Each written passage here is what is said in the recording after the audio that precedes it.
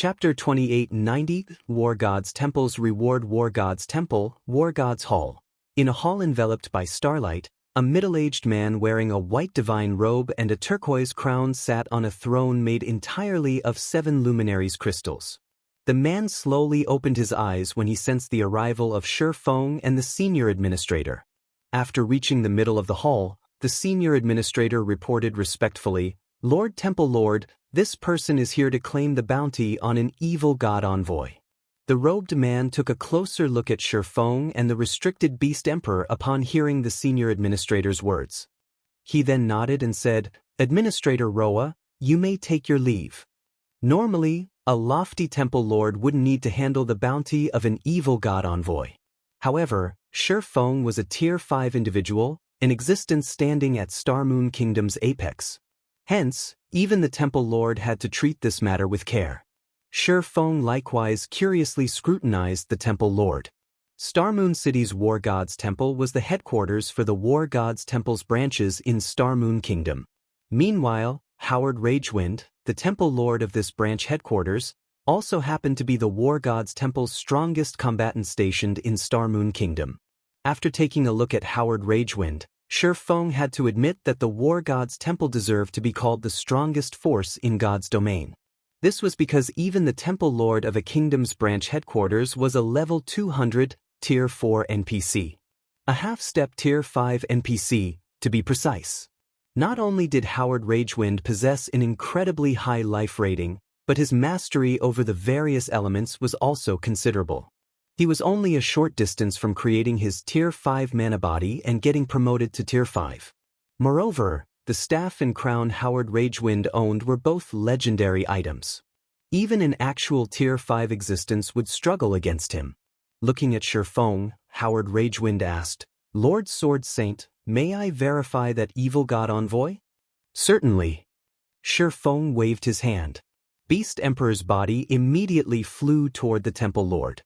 However, because Beast Emperor had forcibly logged out of the game already, his body was merely an empty shell. After Beast Emperor's soulless body arrived in front of Howard Ragewind, its restraints disappeared.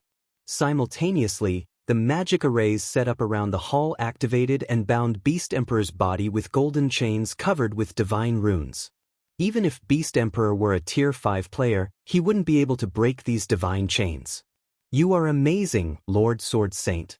You actually caught an evil god envoy. This is a subordinate the evil god has spent much to nurture.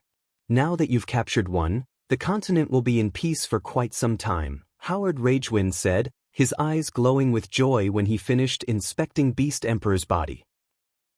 The evil god was incapable of descending onto the main continent.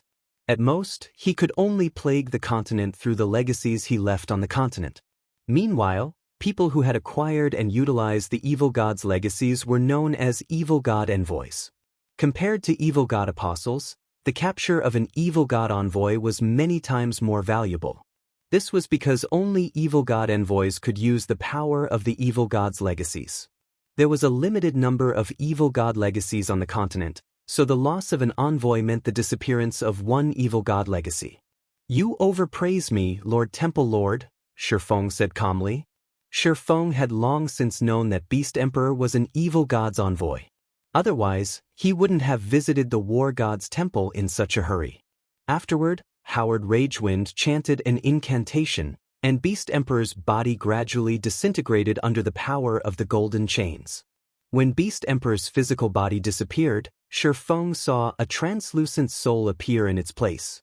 However, under the magic array's effects, the translucent soul also dissipated quickly. The entire process lasted no more than 20 seconds. When Howard Ragewind stopped chanting, Beast Emperor's existence had been expunged from God's domain. Beast Emperor would have to start from scratch if he wished to enter God's domain again. Meanwhile, without the evil god's legacy, Beast Emperor would pose no threat to Zero Wing. He might even have problems reaching Tier 4. After Beast Emperor disappeared, Shi Feng received a notification from the system. "System, congratulations. You have captured an evil god envoy. Rewarding 100,000 War Gods Temple Merit Points, 3,000 War Gods Temple Reputation Points, 5 levels, and 50 Legacy Skill Points. System: your War God's Temple reputation has reached 6,700 points. Rewarding War God's Envoy title. You will enjoy status and authority equivalent to a War God's Temple Elder with this title. Shi Feng was stunned when he saw the rewards. Although he had expected a generous reward, he never dreamed it would be this generous. Setting aside how many items he could exchange from the War God's treasury with 100,000 merit points, just the War God Envoy title more than justified his efforts. While the War God's Temple had countless branches across God's domain, it had a limited number of elders. The status of elder exceeded even that of branch temple lords in the War God's Temple. With this status, Shi Feng could directly recommend Zero Wing be one of the top 10 rookie guilds of God's domain. Zero Wing would no longer have to go through the coming year's selection competition. Instead, it could directly participate in the competition for the 12 reserve seats. Moreover, God's domain's top 10 rookie guilds also got to enjoy a portion of the 12 reserve seats authority, including having a guild garrison a kingdom and enjoy the worship of this kingdom. Seeing Shi Feng in deep thought, Howard Ragewind approached him and said respectfully, "Lord Sword Saint, because of your contributions, you are now the War God's Temple's envoy. If you encounter any trouble in the future or need help with something, I will be more than happy to help." "That's great." Upon hearing the Temple Lord's offer, Shi Feng asked, "I wish to recommend my guild as a candidate for the top 10 rookie guilds. I also wish to have my guild garrison Star Moon Kingdom. May I know what I need to do to accomplish this?" This was his first time enjoying an elder's privileges in the War God's Temple, so he had no clue how to recommend a guild become a top 10 rookie guild.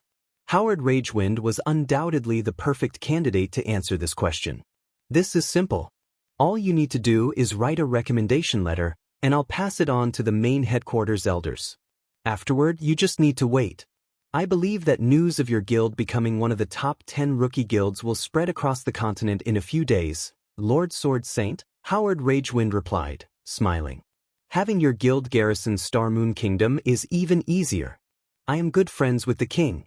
Once the War God's Temple makes its announcement, the king will be more than happy to let your guild garrison Star Moon Kingdom. So long as you give your approval, your guild can become Star Moon Kingdom's representative guild on the same day." "I will have to trouble you with that, then, Lord Temple Lord," Shi Feng said joyfully. He initially thought he would face a troublesome process.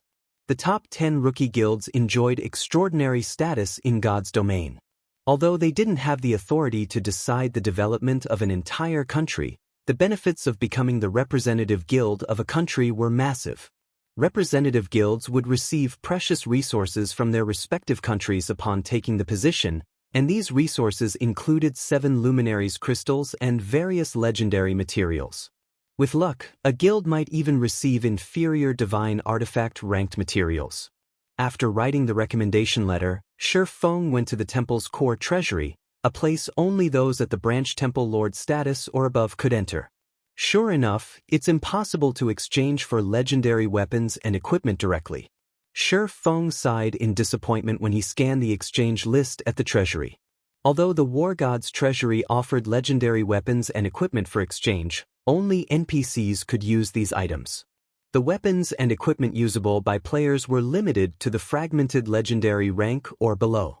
Of course, the divine artifacts that cost over 200,000 merit points were the exception. However, it was practically impossible for anyone to accumulate that many points. At this point, Shi Feng switched to browsing the treasury's materials. When he saw the list of materials, he couldn't help sighing in admiration. After all, the treasury housed over 500,000 legendary materials and 10,000 divine artifact materials. This is a divine power source. Shi Feng was stunned when he read the description of one divine artifact-ranked material. Scorching Eye, divine artifact rank material, an eye of flame naturally formed from a divine power source. The Scorching Eye can be merged with a person's body to improve their life rating significantly.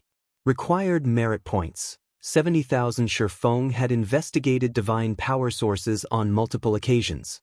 However, he never managed to find any information on them. He never thought that he would come across one in the War God's Temple. However, he gasped involuntarily when he saw how many merit points the Scorching Eye cost. The average fragmented legendary weapon only cost around 40,000 merit points, yet the Scorching Eye cost 70,000 merit points despite being only a material. For comparison, God crystals, which were also considered materials, only cost 7,000 merit points. There are 4 divine power sources in the War God's treasury, but I can afford only one with my current points. If I exchange for God crystals instead, I would probably have enough to upgrade fragmented legendary equipment to legendary rank already. Shi Feng hesitated over the Scorching Eye. There was no way he could acquire more merit points within a short period. After all, there was no second evil god envoy waiting for him to catch. Meanwhile, the Scorching Eye was the cheapest of the 4 divine power sources available for exchange. The others cost around 80,000 points. If he chose to exchange for enough God crystals to upgrade a piece of fragmented legendary equipment, he wouldn't be able to afford any divine power sources at all. Finally, Shi Feng gritted his teeth and said, "I'll exchange for the Scorching Eye and 4 God crystals." "Please wait for a moment," the receptionist in front of Shi Feng said, smiling before leaving to find the items he chose. Some time later, the Scorching Eye and 4 God crystals entered his hands. Simultaneously, the merit points he had also plummeted. Read latest chapters at Wuxia World. However, Shi Feng did not regret his decision. Based on how few divine power sources the War God's temple owned, he could tell that these items were incredibly rare and precious. Obtaining even one divine power source in the outside world would already be close to impossible, let alone 2. God crystals, though, were a different story. While God crystals might be rare, Shi Feng still had ways to obtain them. I wonder how much the light of 2 worlds will improve? Looking at the fist-sized Scorching Eye in his hand, Shi Feng drew the light of 2 worlds. System, divine power source detected. Do you wish to let the light of 2 worlds absorb it? Absorb. Chapter 2891. Upgrade to Legendary. The moment Shi Feng chose to have the light of 2 worlds absorb the Scorching Eye, the latter transformed into a bundle of flames and merged with the fragmented legendary weapon. The crimson flames made the sword spontaneously ignite, and the cracked divine runes engraved on it began mending. Several seconds later, crimson divine runes lit up all over the sword, followed by a significant increase in the light of 2 worlds' aura. What a powerful aura! Shi Feng was astonished as he looked at the weapon in his hand. The aura the light of 2 worlds now exuded was more than enough to deter ordinary Tier 4 players from approaching it. A Tier 4 player would need to break through the 100% threshold of their mana body to withstand the devastating power overflowing from the sword. However, compared to the light of 2 worlds' external changes, the changes to its statistics were much more remarkable. The upgrade had boosted the basic attributes that the weapon provided by 15%. With the weapon, Shi Feng's strength finally exceeded the 70,000 threshold. Now, he was only slightly inferior to level 150, Tier 5 legendary monsters in the strength attribute. In addition, the light of 2 worlds' 3 additional skills had been upgraded to Tier 5. World Breaker, in particular, could now increase an attack's power up to the Tier 6 basic rank. The skill's cooldown had also decreased from 1 hour to just half an hour. After Shi Feng got over his joy of upgrading the light of 2 worlds, he shifted his attention to his Nightwalker's cape. Now that I've upgraded the light of 2 worlds, there's no hurry to improve my weapons anymore. However, as a Tier 5, the life-saving skills I have are far too few. I wonder how much the Nightwalker's cape will improve if I upgrade it? Shi Feng took out 3 more God crystals from his bag as he looked at the Nightwalker's cape, completing the 7 God crystals required to repair the fragmented legendary equipment. Initially, he had planned to upgrade the Abyssal Blade to Tier 5 once he had saved up enough God crystals, so he never bothered using the 7 leftover God crystals from the Dragon Trial. However, now that he had upgraded the light of 2 worlds, he wasn't in as much of a rush to upgrade the Abyssal Blade. This meant there was no need for him to reserve those remaining God crystals. Instead, he could use them to raise his survivability. After all, Tier 5 players might be powerful, but they weren't invincible. It might be fine if he died in a dungeon, but if he died in the outside world, he would suffer immense losses. After players reach Tier 5, they wouldn't just lose a level when they died. Their mana bodies would also suffer damage, and a full recovery would take at least 3 or 4 days. Either that or players could spend 7 Luminaries crystals to speed up the recovery process. Because of this significant death penalty, all players would try to raise their survivability as much as possible after reaching Tier 5. System: sufficient God crystals detected. Do you wish to let the Nightwalker's cape absorb them? Absorb. Shifeng agreed to the prompt without hesitation. The 7 God crystals in Shifeng's hands gradually disintegrated into 7 streams of light that lingered around the Nightwalker's cape, then merged with the cape's tattered divine runes, repairing them. When the 7 God crystals were gone, the Nightwalker's cape's divine runes suddenly lit up. A layer of black fog then appeared around the ordinary-looking cape, reducing Shifeng's presence significantly and preventing others from inspecting his information. Now, Shifeng could even erase his presence completely if he wanted to. Apart from the cape's hidden effects, its statistics had also undergone earth-shattering changes.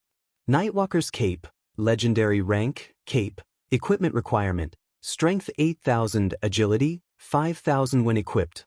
All resistances increased by 300%, all damage received reduced by 60%, strength increased by 150%, agility increased by 120%, endurance increased by 120%, ignore levels plus 80, movement speed increased by 100%, attack speed increased by 100%, reaction speed increased by 100%. Additional passive skill 1 Nightwalker. When the cape is equipped, no information about the player can be examined. Physique improved by 60%. Additional passive skill 2 Divine Speed. Players' starting movement speed increased to 100% of players' maximum movement speed. Additional passive skill 3 Void Walk. Players can freely enter the void and traverse it. Void Walk significantly weakens the oppression exerted by the void. Additional active skill 1 Divine Steps. Summons 36 doppelgangers before a maximum of 36 targets for 5 seconds. Doppelgangers do not possess any attack capabilities and are invulnerable to attacks. Player can switch positions with any doppelganger freely. Maximum cast range of 2,000 yards. Cooldown: 5 minutes. Additional active skill 2 Void Shield. Forms a shield with an HP 10 times the player's maximum HP for 10 minutes. As long as the shield exists, the player's HP recovery speed increased by 500% and movement speed increased by 300%. Damage from Tier 5 sources or below is reduced by 90%, and damage from Tier 6 sources is reduced by 60%. Cooldown: 15 minutes. The blacksmith god Bayer crafted this cape for the Tyrant of Destruction. It possesses the power to traverse the void.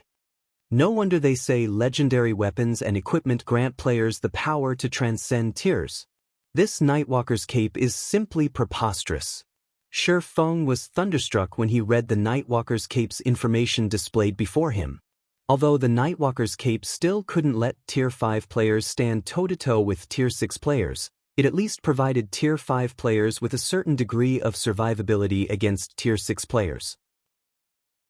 The skill Void Walk was especially excellent for escapes. If Shifeng escaped into the void, even a Tier 6 player would have difficulty searching for him.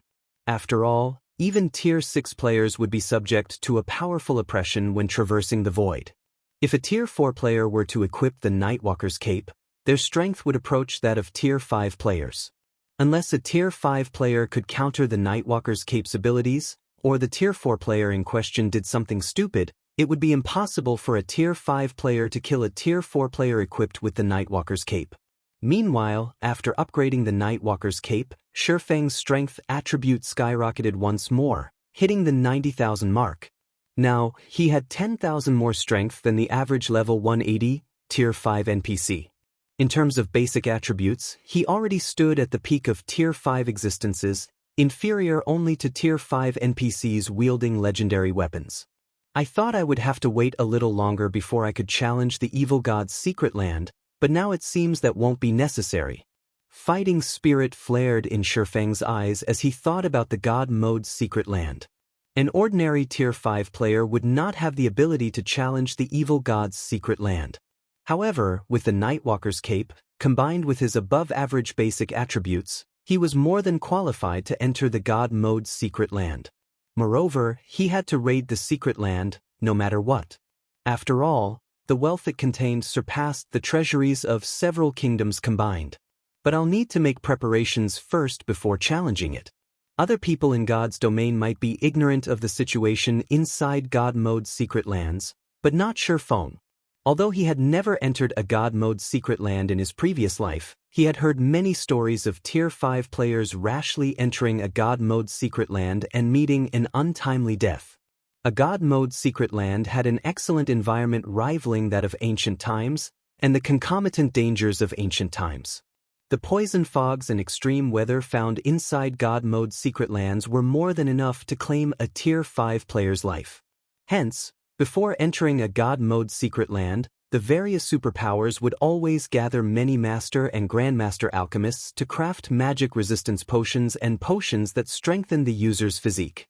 These potions were essential for Tier 4 players seeking to enter the secret land. Without these potions, they could die at any given moment. After thinking up to this point, Shi Feng contacted Melancholic Smile and had her prepare the necessary potions, particularly Grandmaster potions. The more Grandmaster potions they had, the better.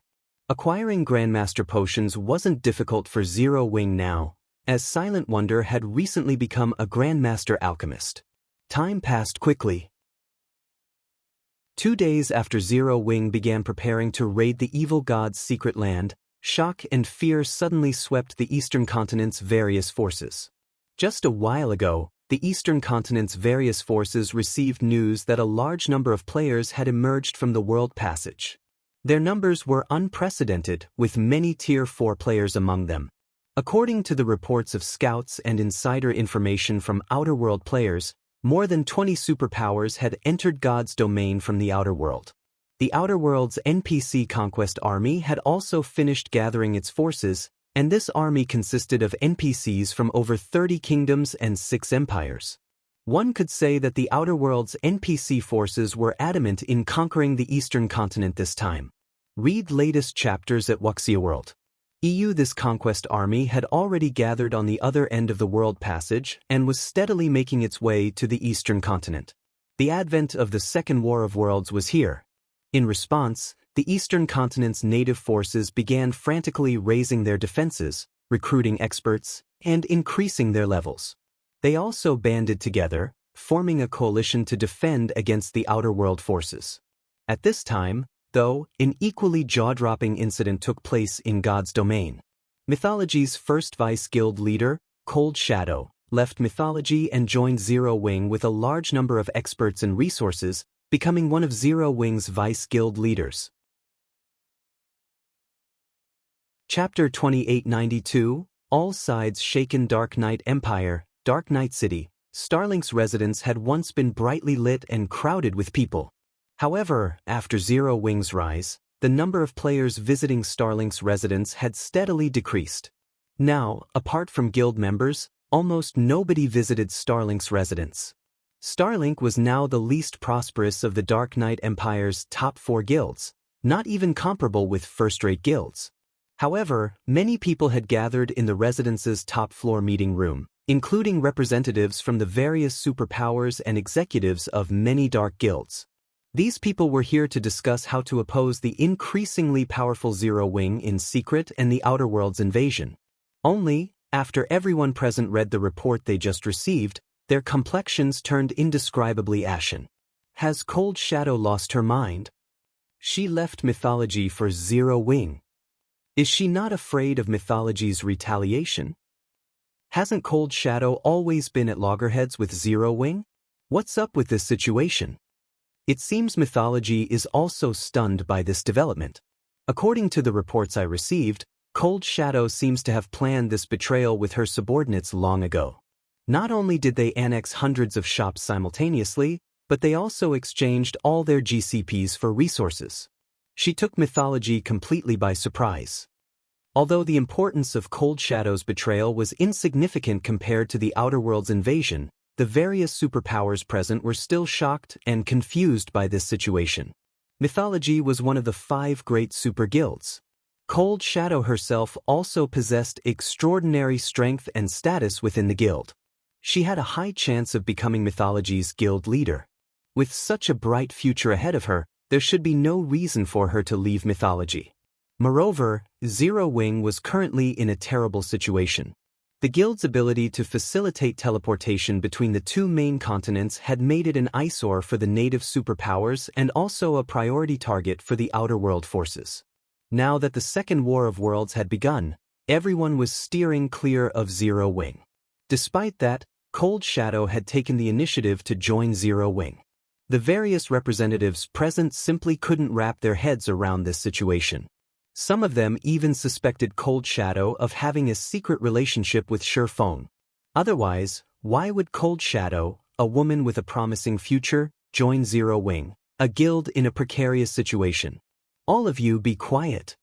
Lu Tiandi shouted as the babble in the room reached unbearable levels. Standing up, he said, although Cold Shadow's betrayal has increased Zero Wing's strength substantially, our plans remain unchanged. According to the information I obtained, over 10 Outer World superpowers will lead a portion of the NPC Conquest Army to the Twin Towers Kingdom and Star Moon Kingdom. To ensure the swift destruction of these 2 kingdoms, we must get the experts there to leave as quickly as possible. We must also get the players of the neighboring kingdoms and empires to distance themselves from these 2 kingdoms. Without the help of expert players, the 2 kingdoms will fall with only their NPCs and Zero Wing to defend them. The various superpowers representatives and the various Dark Guilds executives nodded in agreement with Lu Tiandi's words. Guild Leader Lu, rest assured, we will mobilize all available personnel to lure the independent experts of those kingdoms and empires away. We won't let them assist Zero Wing. That's right. We can also commission those experts to join the armies of other kingdoms and empires. I believe those independent experts will be more than happy to do so for an appropriate price. The Twin Towers Kingdom and Star Moon Kingdom will have nobody to help them. In the current era where Zero Wing dominated the Eastern continent, the superpowers and dark guilds hostile to Zero Wing were having an incredibly bad time. Moreover, with Shifeng defending Zero Wing, even the 5 great super guilds could do nothing against Zero Wing. Nevertheless, Zero Wing couldn't stop them from secretly carrying out small schemes. Players played a significant role in the War of Worlds. This remained true even for Tier 3 players because players could resurrect continuously even after falling in battle. While NPCs could also be resurrected, the process was much more complicated. Moreover, the battlefield spanned far and wide. Even if an individual possessed heaven-defying combat power, they could affect the outcome of only a limited area. Winning the war still required the cooperation of a large number of expert players. In the First War of Worlds, the only reason the Eastern Continent's forces managed to stop the Outer World NPC army's advance was the large number of expert players who had participated in the war. Otherwise, the Eastern Continent would have long since fallen. Hence, the various superpowers and dark guilds present were confident of destroying the 2 kingdoms serving as Zero Wing's backbone in the upcoming war. While the various superpowers and dark guilds were secretly colluding against Zero Wing, a large number of Tier 4 experts had gathered in the distant Orc Empire's ancient rock city. Looking at the pedestrians coming and going on the main street, the female guardian knight Whitefeather exclaimed, "Vice Guild Leader, this city is absurd. Not only does it have stronger defenses than a royal capital, but the number of Tier 4 NPCs here also surpasses even that of certain imperial capitals." Whitefeather had been living and developing in the Fire Dragon Empire all this time, so she was accustomed to the prosperous and powerful Flame Dragon City. Hence, no guild city had ever managed to catch her eye. However, after arriving at Ancient Rock City, Whitefeather had to acknowledge the city's magnificence. The number of Tier 4 NPCs visiting Ancient Rock City was especially amazing, practically comparable to Flame Dragon cities. Meanwhile, the presence of Tier 4 NPCs would greatly impact a guild city's defensive standard and the fortuitous opportunities available within it. It is indeed well developed. Even mythology's main headquarters can't compare, Cold Shadow said, nodding in agreement. Originally, she still had some misgivings about her decision to join Zero Wing. However, seeing Ancient Rock City had considerably alleviated her worries. With Ancient Rock City's advantages, the city could repulse the various superpowers' attacks even if Shi Feng were absent. It also wouldn't have any problems fending off mythology's retaliation.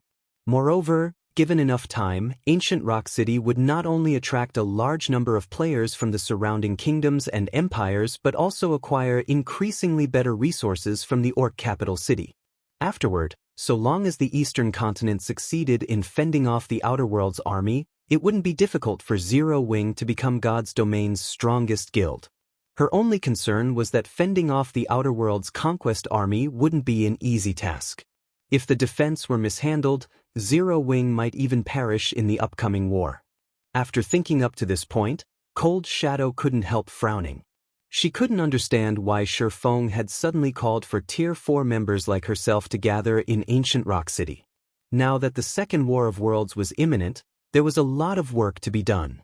It was especially important for them to recruit expert players from the neighboring kingdoms and empires. If they acted slowly, the other superpowers would definitely interfere with their plans. When Cold Shadow and her team of nearly 10 Tier 4 experts entered the City Lord's mansion, they were instantly stunned by the environment inside the building. Read latest chapters at Wuxia World. Why are the operating principles of mana so clear here?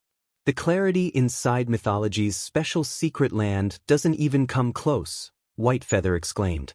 The special secret land mythology had found and secured after paying a great price had an excellent environment that provided players with greater insight into the operating principles of mana.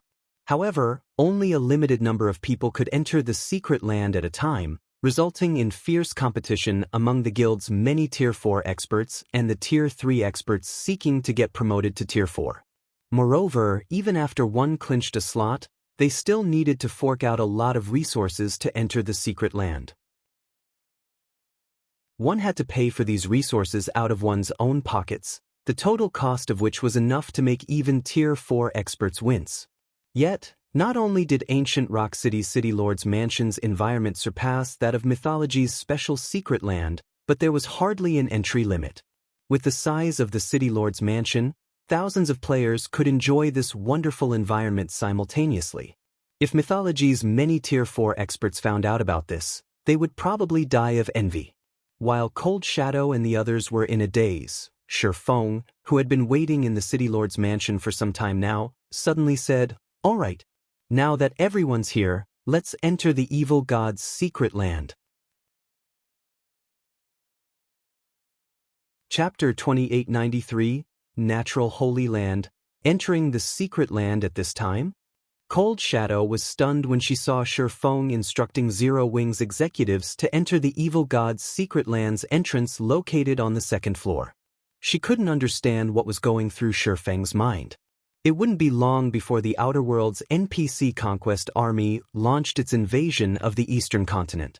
Meanwhile, even 10 Zero Wings wouldn't be enough to stop the advance of these armies.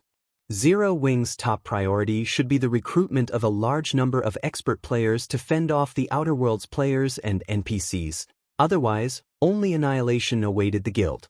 Even without conducting any investigations, Cold Shadow was certain that the Eastern continent's various superpowers had already begun recruiting expert players themselves. If Zero Wing did not hurry, it would fall behind them. Hence, this was no time for Zero Wing's Tier 4 members to be raiding a secret land. However, when Cold Shadow saw Zero Wing's members entering the secret land one after another, she had no choice but to enter the secret land together with Whitefeather and the others. After all, not only was this the guild leader's arrangement, but the other Zero Wing executives did not voice any objections either. It wouldn't be appropriate for a newcomer like herself to express her views in such a situation. What Cold Shadow didn't know was that Fire Dance and the others had previously reminded Shi Feng of Zero Wing's situation. However, Shi Feng still insisted on carrying out this raid. His insistence on this raid was because he was certain that Apex combatants would play the main role in deciding the upcoming war's outcome. While low-tier expert players could indeed play an important role in wars involving kingdoms, empires, and even entire worlds, they were still significantly weaker than higher-tier players. Several thousand Tier 3 players were no match for one Tier 4 player in a large-scale battle. Similarly, several hundred Tier 4 players couldn't compare with one Tier 5 player. In a situation where the NPC combatants of both worlds were roughly equal, the players' apex combatants would play a vital role. If the Eastern Continent's player forces lacked sufficiently powerful apex combatants to influence the battlefield, no amount of Tier 3 players could change the war's outcome. There was no way a bunch of Tier 3 players could defend against Tier 4 and Tier 5 players in the long run. Hence, at this critical moment, Zero Wing needed to increase its apex combatants. Otherwise, Shi Feng wouldn't have decided to enter the evil god's secret land after preparing potions for just 2 days. After Cold Shadow and the others entered the evil god's secret land, Shi Feng took the other entrance, leaving behind only 4 Tier 4 NPCs to guard the control room. Upon entering the evil god's secret land, a wave of nausea assaulted everyone's brain, and everything around them appeared pitch black. After this situation lasted for 10 seconds, they gradually recovered, and they found themselves standing in a primitive forest. What's with this situation? White Feather gaped in shock when she saw the forest around her. She had visited many secret lands before, so she had long since become familiar with them. Even if it was a secret land she had never visited before, she was confident she could cope with whatever situation she came across. However, the sight before her was a first for her. A dark sky enveloped the entire secret land, and only a blood moon served as a faint light source. The trees in the forest were hundreds of meters tall, with some even towering over 1,000 meters. Compared to the trees here, the trees in the outside world were saplings. Players like themselves were practically ants when standing beside these gigantic trees. However, the blood moon and gigantic trees still weren't the most astonishing part about this secret land. Instead, the greatest shock was the monsters here. At a glance, White Feather spotted over 100 level 150+ mythic monsters in the vicinity, outnumbering the entire team. These monsters stood in groups of 10 to 20, and a level 160+ superior mythic monster led each of these groups. The aura these superior mythic monsters radiated was also significantly more powerful than that of superior mythic monsters in the outside world. Evil Blood Soldier, Evil Creature, Mythic, Level 153 35 billion. Evil Blood Stalker, Evil Creature, Superior Mythic, Level 160 80 billion. To White Feather's horror, all of these mythic and superior mythic monsters had already noticed the team's presence. However, instead of charging at the team like wild beasts, these monsters stood still and appeared to be observing the team. They would also grunt occasionally. Evidently, these monsters were communicating with each other and were in no hurry to take action. However, amid her horror, White Feather also sensed the evil god's secret land's incredible environment. Even without deliberately focusing her senses, White Feather could tell that the secret land's mana density was incredible. She felt as if she was drinking a mouthful of water with every breath she took. The clarity of the mana's operating principles was also unprecedented, surpassing even that of the City Lord's mansion by a large margin. She even felt that if she could stay here, she could improve her mana body before long. Perhaps she could even try to reach the 115% completion rate, a threshold very few people had reached in mythology. The space here is unique. The suppression it imposes on our bodies is significant, Cold Shadow said, frowning slightly after she tried moving her body. I'm afraid it'll be difficult for us to fight these monsters under these conditions. The number of mythic monsters was already more than what their team could handle. With their mobility restricted on top of that, there was no way they could survive, let alone enjoy the mana environment here and improve themselves. Upon hearing Cold Shadow's deduction, Fire Dance tried moving her body as well. She instantly created 3 afterimages around her, her speed so fast that the Tier 4 players could barely keep her in sight. She then nodded and said, "It will indeed be slightly difficult, but it is still within an acceptable range." Still within an acceptable range? White Feather gaped in shock when she saw Fire Dance's ghost-like movements. White Feather had already developed her mana body to the 105% completion rate. However, when she tried moving in this secret land, she felt as if someone had replaced her blood with lead. She couldn't move her body freely, let alone create afterimages like Fire Dance. However, Fire Dance wasn't a unique case. When the other Zero Wing members tried moving, the effects the suppression from the surrounding space had on their mobility and combat power were limited and almost negligible. White Feather and the other Tier 4 experts from mythology were dumbfounded. Even Cold Shadow was astonished. Are they all monsters? It was understandable for Fire Dance to negate the secret land suppression, as she was the commander of Zero Wing's main force. However, what was up with the others? Cold Shadow herself faced a significant reduction in combat power in this secret land. Yet, Zero Wing's 60+ Tier 4 members fared better than her. In particular, Violet Cloud, Gentle Snow, and Aqua Rose appeared utterly unaffected by the secret land suppression. Meanwhile, after Shifeng arrived in the secret land and tried moving his body, he smiled and thought to himself, "This evil god's secret land truly is paradise. The air is filled to the brim with powerful mana. Someone without sufficient control over the elements will face suppression from the space here.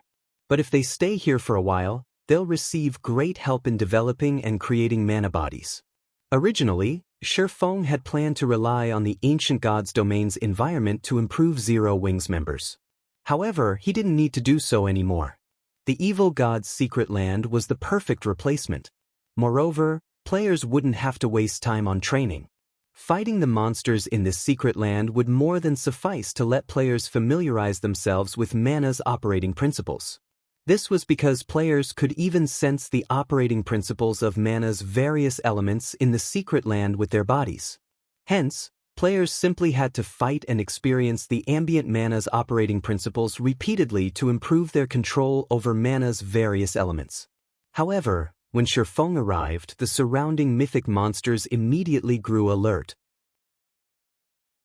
Shortly afterward, a 40-meter-tall evil blood stalker clad in exquisite armor and holding a spear let loose a roar, inciting all of the monsters to charge at Zero Wing's members. "Damn it! Why are they charging at us all of a sudden?" Cold Shadow frowned when she saw the oncoming monsters. Because of the secret land suppression, they might not even be a match for these monsters in a one-on-one situation. Over 100 of these monsters charging at them en masse was an absolute nightmare. Among those present, only Shifeng could cope with the attacks of multiple mythic and superior mythic monsters simultaneously. However, Shifeng wasn't an MT but a damage dealer. In front of high-intellect monsters, dealing high damage wouldn't be enough to attract their aggro.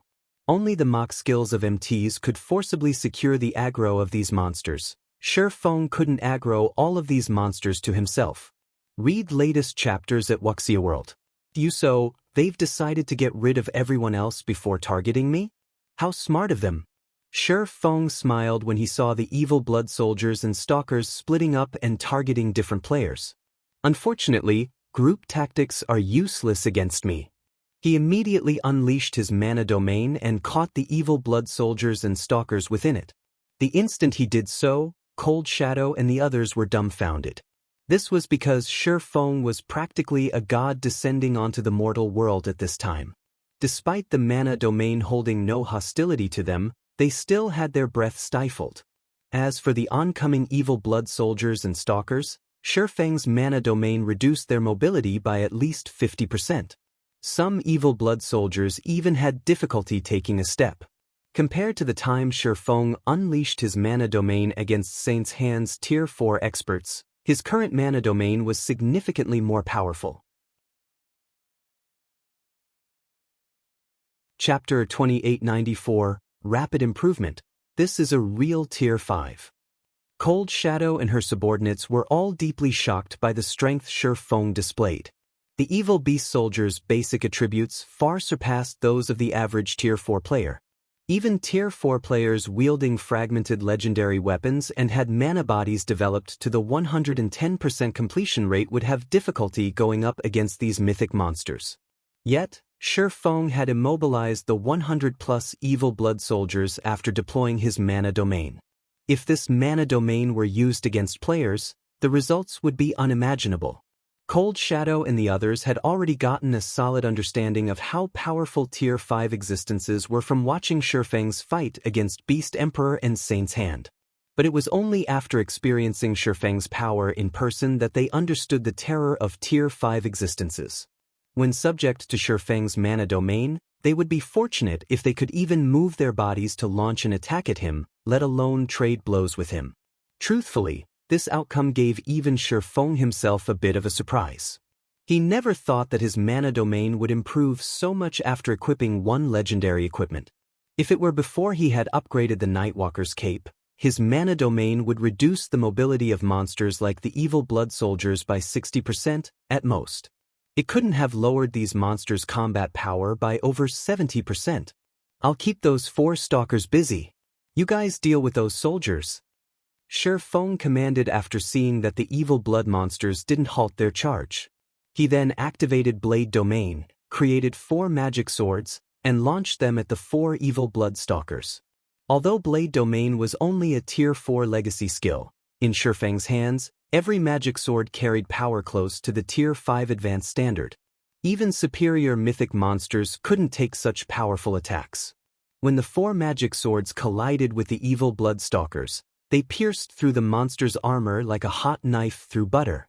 The 4 stalkers let loose agonized cries on the spot, and a damage value nearing 300 million appeared above each of their heads. Their HP bars also fell by a visible chunk. Apart from dealing significant damage, Shifeng's attacks had also inflicted serious injuries to the 4 stalkers, further reducing the superior mythic monster's combat power. Upon seeing this, the nearby evil blood soldiers shuddered involuntarily. If this weren't a secret land but a forest in the outside world, they would have most likely turned tail and fled already. This scene stunned Cold Shadow and the others.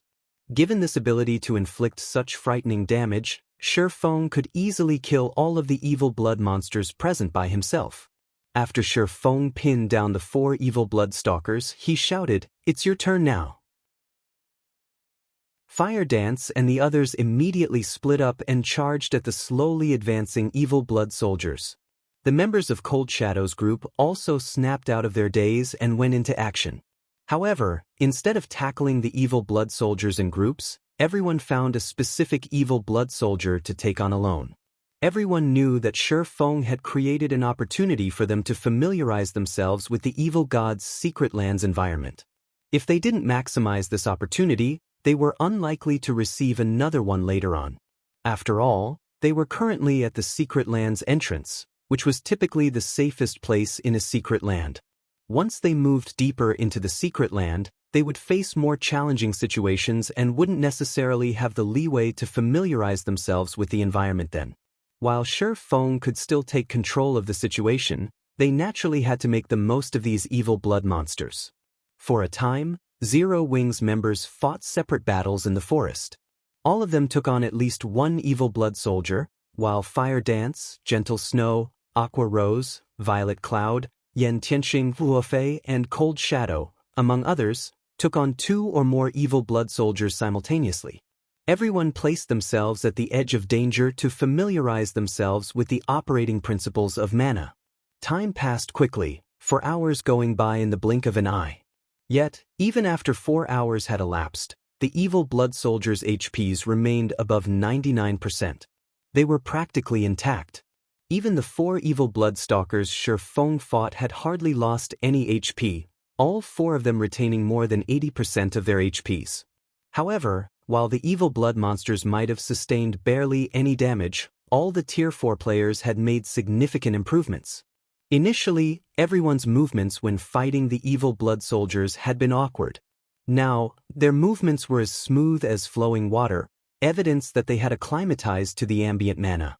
However, they still would occasionally feel a sense of disharmony or blockage when using skills, spells, or combat techniques. So, this is how the various elements of mana work? While evading and blocking the attacks of 4 evil blood soldiers, Whitefeather had an epiphany. Her aura immediately skyrocketed in intensity, and she started having a much easier time dodging the mythic monster's attacks. Her mana body's completion rate had finally reached the 110% threshold. At this moment, White Feather felt as if all the questions she had accumulated before had received answers in one fell swoop, and a burst of power flooded her body. White Feather wasn't the only one to achieve a breakthrough. Many others did so as well. Cold Shadow had successfully pushed her mana body to the 115% completion rate roughly an hour ago. Gentle Snow and Aqua Rose achieved even more astonishing results. Before entering the evil god's secret land, the two had already developed their mana bodies to the 115% completion rate. Now, they had reached the legendary 120% threshold. They were truly monsters. At this time, Shifeng even suspected that Gentle Snow and Aqua Rose could get promoted to Tier 5 should they wish. After all, the two of them were having too easy a time against the evil blood soldiers. Their grasp of the operating principles of mana had reached perfection. They were entirely capable of creating their Tier 5 mana bodies. After Gentle Snow and Aqua Rose was Violet Cloud. While she hadn't reached the 120% completion rate yet, she was very close. And after Violet Cloud were Fire Dance, Yan Tianxing, and Yilu. While Zero Wing's Tier 4 members were frenziedly sparring with the evil blood soldiers, large batches of NPCs came through the world passage one after another. Their arrival terrified the scouts the various superpowers had sent to monitor the world passage. It's over! It's over! Why are there so many Tier 4 NPCs? When the Tier 4 assassins saw the NPC army emerging from the world passage, despair filled their hearts. This was because Tier 4 NPCs composed roughly 1% of the NPC army. In other words, there was one Tier 4 NPC in every 100 NPCs in the army. At this time, the portion of the NPC army that had crossed over to the eastern continent already exceeded 10 million. This meant that more than 100,000 Tier 4 NPCs had crossed over to the eastern continent. And more NPCs were yet to come. Moreover, the average kingdom had only a little over 1,000 Tier 4 NPCs operating within its borders. Even if hidden Tier 4 NPCs were included, this number would only hover around 2,000 or 3,000. Tier 4 NPCs were not cabbages that one could find anywhere. Nevertheless, the Outer World forces had dispatched 3 times more NPCs than they had previously. During the First War of Worlds, the Eastern Continent had lost nearly 20 kingdoms to the Outer World forces. In this upcoming war, even empires wouldn't be safe. After the Eastern Continent's various forces received this piece of news, they all fell silent. The Outer World's NPC latest army thoroughly exceeded the various forces' expectations. If they factored in the Outer World's player forces, it wouldn't be impossible for the Outer World forces to conquer the entire Eastern Continent. Meanwhile, the threat posed by the Outer World NPC army had the Eastern Continent's various player forces frantically recruiting helpers. Many superpowers even contacted the Western Continent's player forces. And upon receiving the request for help, the Western Continent's player forces agreed without hesitation. After all, once the Outer World forces took over the Eastern Continent, their next target would be the sea and the Western Continent. For a time, anxiety enveloped both players and NPCs native to the Eastern Continent. However, Shifeng and the others inside the evil god's secret land were wholly unaware of the situation outside. They were still sparring with the evil beast stalkers and soldiers. Read latest chapters at Wuxia World. After everyone had sparred for over a dozen hours and resolved most of their problems, Shifeng gave the command to start culling the evil blood soldiers. The mythic monsters of a god mode's secret land were unquestionably powerful. Even when working together in groups of 20, Fire Dance and the others took over a dozen minutes to kill just one evil blood soldier. If not for Shifeng's mana domain, they might have taken more than an hour. Shifeng fared much better. In the time Fire Dance and the others took to kill one evil blood soldier, he had already killed all 4 evil blood stalkers. Due to the 4 evil blood stalkers' deaths, everyone in the team leveled up twice. Even Shifeng had reached level 157. And after he landed the killing blow that finished off all 4 evil blood stalkers simultaneously, the loot that appeared made Cold Shadow and the others rub their eyes in doubt. Chapter 2895, treasure trove-like secret land. The loot of the 4 evil bloodstalkers rained down from the sky. At a rough glance, the 4 superior mythics had dropped a combined total of over 300 items, including at least 30 epic items and 2 fragmented legendary items. The evil bloodstalkers' loot was significantly better than that of the outside world's superior mythics. Even Shifeng was slightly surprised by this situation. Although he had already expected the God Mode Secret Lands monsters to drop significantly better loot, he was still shocked when he actually saw the loot. Past level 150, epic weapons and equipment would have significantly reduced drop rates. One would be fortunate to get even 2 or 3 pieces of epic equipment from a level 150 plus superior mythic. Nevertheless, the 4 evil bloodstalkers had dropped more than 30. Moreover, these were all level 150 plus epic items. However, Shifeng did not rush to collect the loot. Instead, he joined the others to clear out the evil blood soldiers. Only after fighting for close to an hour did the team finish off the 100 plus evil blood soldiers. Although the deaths of the evil blood soldiers did not raise anyone's level, everyone still saw their experience bar increase by a sizable chunk. Moreover, the total number of epic items the evil blood soldiers dropped was not the slightest bit lower than that of the evil bloodstalkers. Guild leader, I found some epic weapons and equipment. They can all be used up to level 180. Moreover, one of them is even part of level 180 epic set equipment. Cola said excitedly as he ran up to Shifeng while waving a plate armor glove in his hand. Shifeng was slightly surprised when he saw the glove Cola held. The 8-piece level 180 Saint's Heart set? Level 180 epic sets were rare in God's domain, and 8-piece sets were even rarer, rivaling fragmented legendary items. Typically, even the guild leaders of large guilds would have difficulty getting themselves an 8-piece set. However, so long as one completed a set, the basic attributes they received from the set would be only slightly inferior to equipping 8 discrete pieces of fragmented legendary equipment. The set could be used up to level 200 without any problems. It wasn't an exaggeration to call an 8-piece level 180 epic set equipment a graduation set in God's domain. In his previous life, Shifeng had owned only a 6-piece set of level 180 epic set equipment. An 8-piece set had been something he could only dream of owning.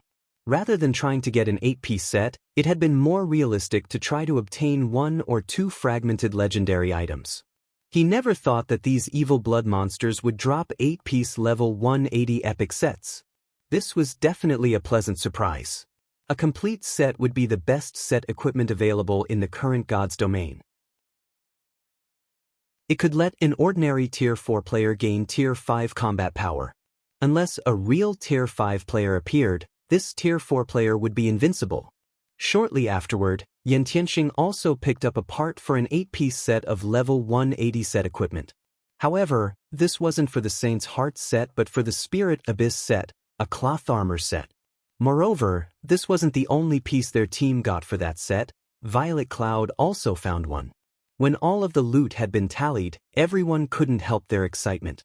They had obtained 71 level 180 epic weapons and equipment, including 5 pieces for 8-piece level 180 sets, 1 for the Saint's Heart set, 2 for the Spirit Abyss set, and 2 for the Magic Dragon set of leather armor. They also had 2 fragmented legendary items. One of them was a shield called Wind's Protection, and the other was a ring called the Spectral Ring. Most importantly, there was also 1 God Crystal among the loot. Upon seeing the evil blood monster's loot, Cold Shadow and the others were exhilarated. Although current superpowers had already acquired a substantial number of fragmented legendary items, with some powerful super guilds having up to 30, these were still far from enough to sate demand. With how many experts there were in a superpower, even core executives would be fortunate to obtain 1 fragmented legendary item. Moreover, the drop rate of fragmented legendary items did not increase along with the level of players. Players had only so many sources of fragmented legendary items. The God Crystal, on the other hand, was crucial for the upgrade of many fragmented legendary items, and practically all superpowers sought to obtain a God Crystal. Unfortunately, nobody knew of any reliable sources of God Crystals. After Shifeng took a look at the 2 fragmented legendary items, he said, "White Feather will take the Wind's Protection." The spectral ring is suitable for assassins, so Fire Dance will take it. The GCPs for these two items will be gradually deducted from you two afterward. Does anyone have a problem with that? Upon hearing Shifeng's decision, White Feather hurriedly tried to reject his offer, saying, "Guild leader Black Flame, I'm just a newcomer. Isn't it inappropriate to let me have this shield?" She would be lying if she said she didn't want the wind's protection. However, fragmented legendary items served as a guild's foundation. They would normally be passed to the most trustworthy members of the guild.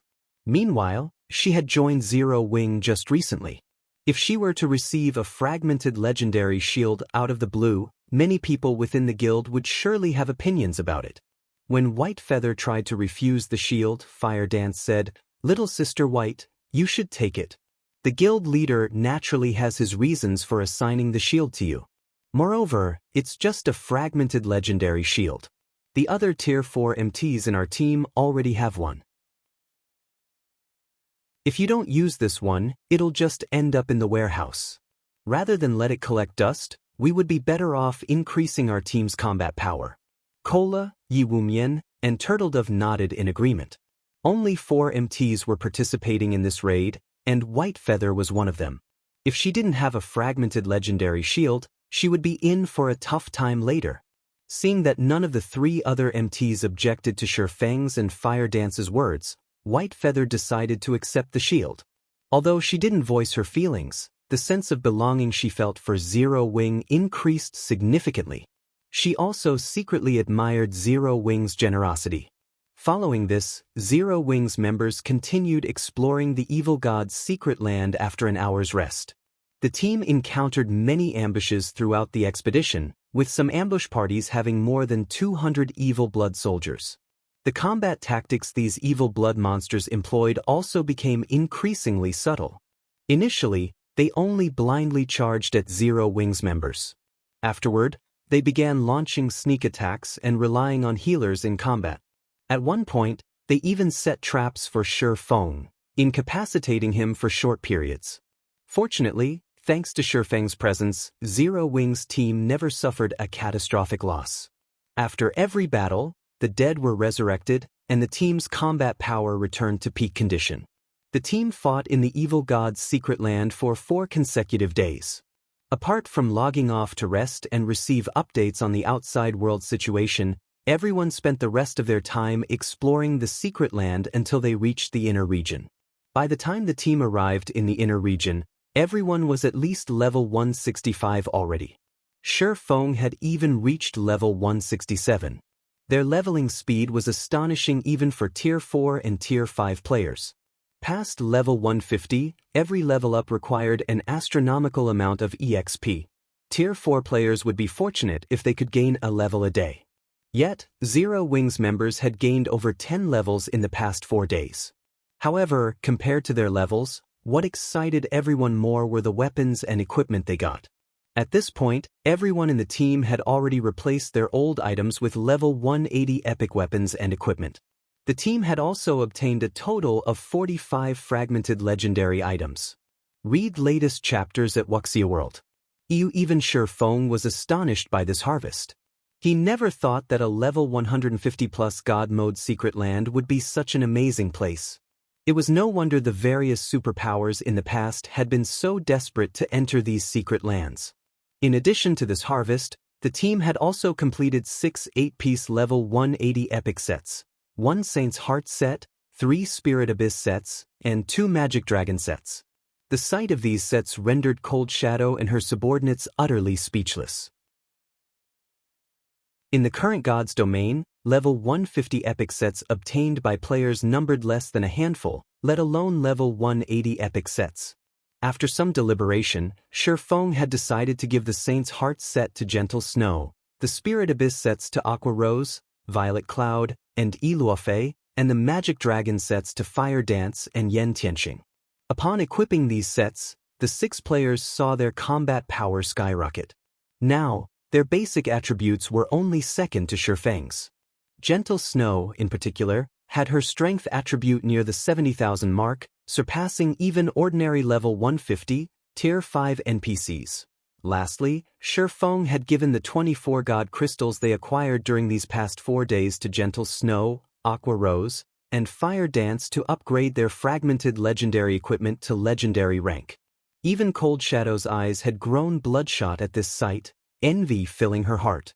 At this time, Fire Dance, who was scouting ahead of the team, suddenly reported through the team chat, "Guild leader, I found a primordial ruin." Chapter 2896, Primordial Ruin. A primordial ruin? Shifeng's interest was piqued when he heard the words, primordial ruin.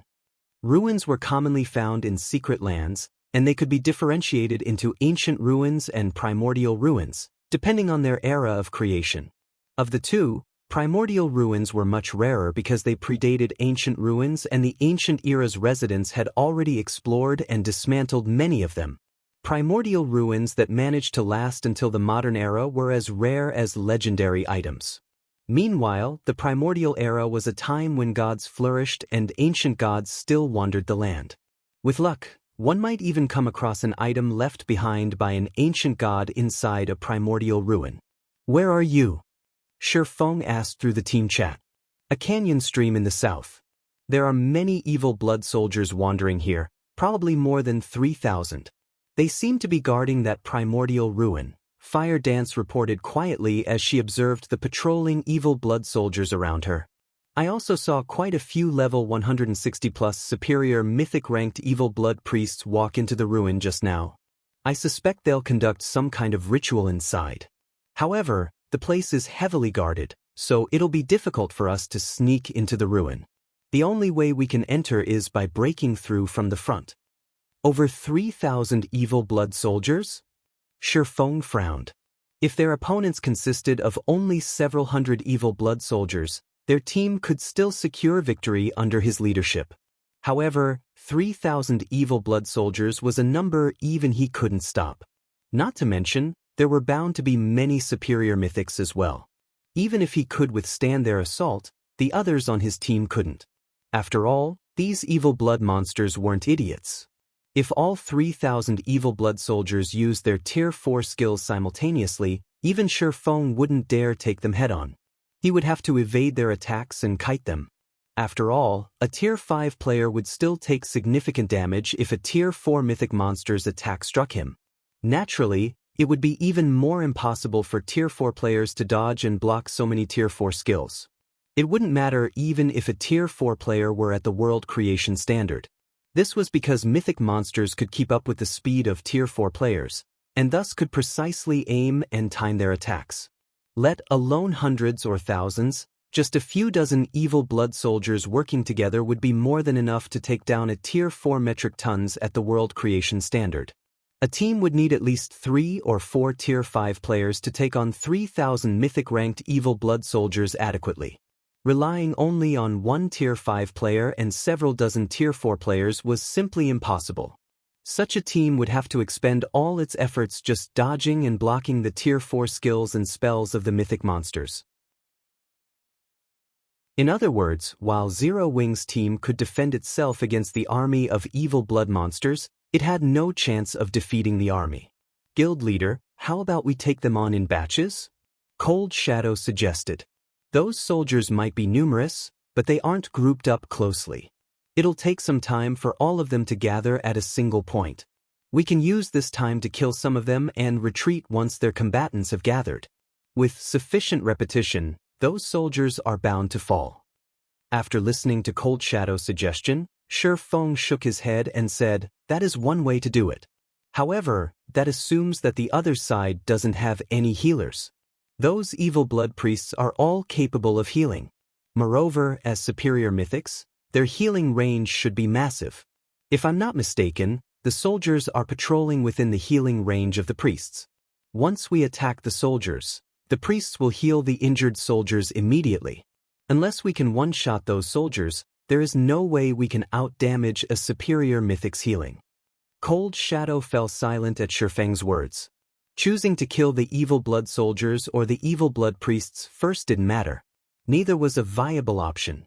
The evil blood priests' healing capabilities were simply too powerful. If the team didn't have the strength to kill several evil blood priests instantaneously and simultaneously, they couldn't deal with so many evil blood monsters. Are we going to give up, just like that? White Feather grew anxious.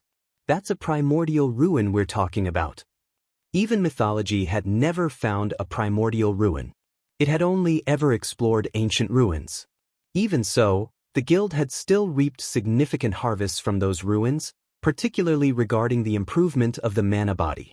Those harvests were the reason mythology's old monsters managed to develop their mana bodies so quickly. Meanwhile, a primordial ruin was far more precious than an ancient ruin. It wouldn't be strange if it contained treasures that could help players reach Tier 5 more easily. After all, primordial ruins dated from the era of the ancient gods. The legacies left behind in these ruins would be far superior to the legacies created during ancient and modern times. We're not completely out of options. After giving the matter some thought, Shifeng said, however, this will be very risky. We might even suffer a team wipe. All secret lands had entrance limits. Depending on a secret land's rank, the entrance limit imposed on players would also differ. In the case of God mode secret lands, players could enter only once every 10 days. If a player team suffered annihilation, they would be resurrected outside the secret land and would have to wait 10 days to re-challenge it. Meanwhile, the team's significant harvest in the evil god's secret land meant they didn't have to risk their lives for a primordial ruin. They could just continue hunting in safer parts of the secret land and raising their strength. Upon hearing Shifeng's statement, Cold Shadow asked curiously, Guild leader, how confident are you? Roughly 30%, Shifeng said. Of course, that's assuming nothing unexpected happens inside the ruin. 30. Cold Shadow did a double take at Shifeng. This was already a very high success rate considering their opponents consisted of 3,000 plus evil blood soldiers and priests. She then said, I think we can give it a try. While it would indeed be unfortunate if we failed, in our current state, achieving further qualitative improvements in the evil god's secret land would be difficult unless we venture deeper into the inner region. However, there should be plenty of Tier 5 legendary monsters roaming there, and we don't know if we can defeat such a monster. Rather than take our chances against a legendary monster, we might as well risk our lives for a primordial ruin. It'll be a huge jackpot for us if we succeed. Tier 5 legendary monsters weren't easy opponents to defeat even if they had a Tier 5 player on their team, just like how Tier 4 players had great difficulty soloing a Tier 4 mythic monster. Moreover, a fight with a legendary monster inside the evil god's secret land would easily attract more legendary monsters. If 2 legendary monsters appeared, a team wipe was all but guaranteed. Only Shifeng might escape alive. When Blackie, Cola, and the others heard Cold Shadow's reasoning, they, too, nodded in agreement. Their team's equipment standard had improved by leaps and bounds already, and further significant improvements would be difficult within a short time. Only 8-piece level 180 epic sets and fragmented legendary items could provide them with such improvements. Upgrading fragmented legendary items into legendary items was also highly dependent on luck, as not every fragmented legendary item needed only god crystals for their upgrade. Not to mention, the drop rate of god crystals was completely random. These weren't items that could be obtained on demand. Since you all see no problem with it, let's give it a try, then, Shifeng said when he saw everyone's willingness to risk their lives. Entering the primordial ruin is actually a very straightforward process. I just need someone to attract the evil blood monster's attention. So long as a sufficient number of them get lured away, I will be able to enter the ruin. However, you must also make sure to pin down those lured monsters. Otherwise, if they flood into the ruin after me, I won't be able to do anything. Leave it to us, guild leader, Cola said, confidently patting his chest. If we 4 MTS take turns using our mock skills and life-saving skills, we can keep them busy for 5 minutes without any problem.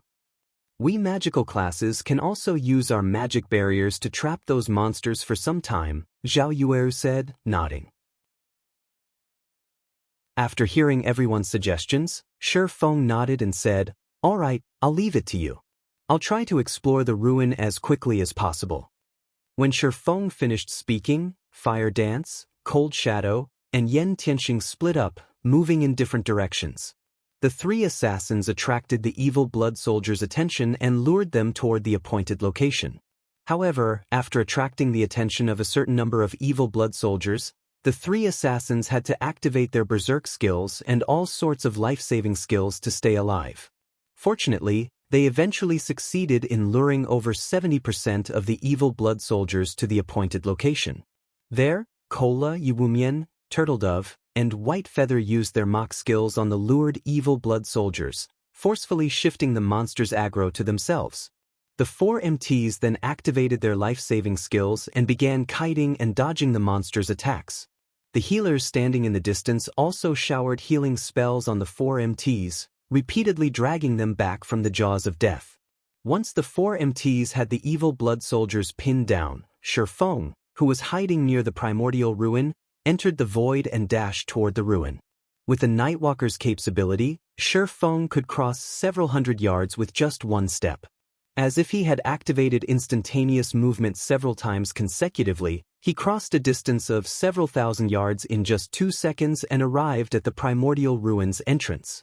And before the evil blood monsters standing guard there could react to his arrival, he had already dashed inside.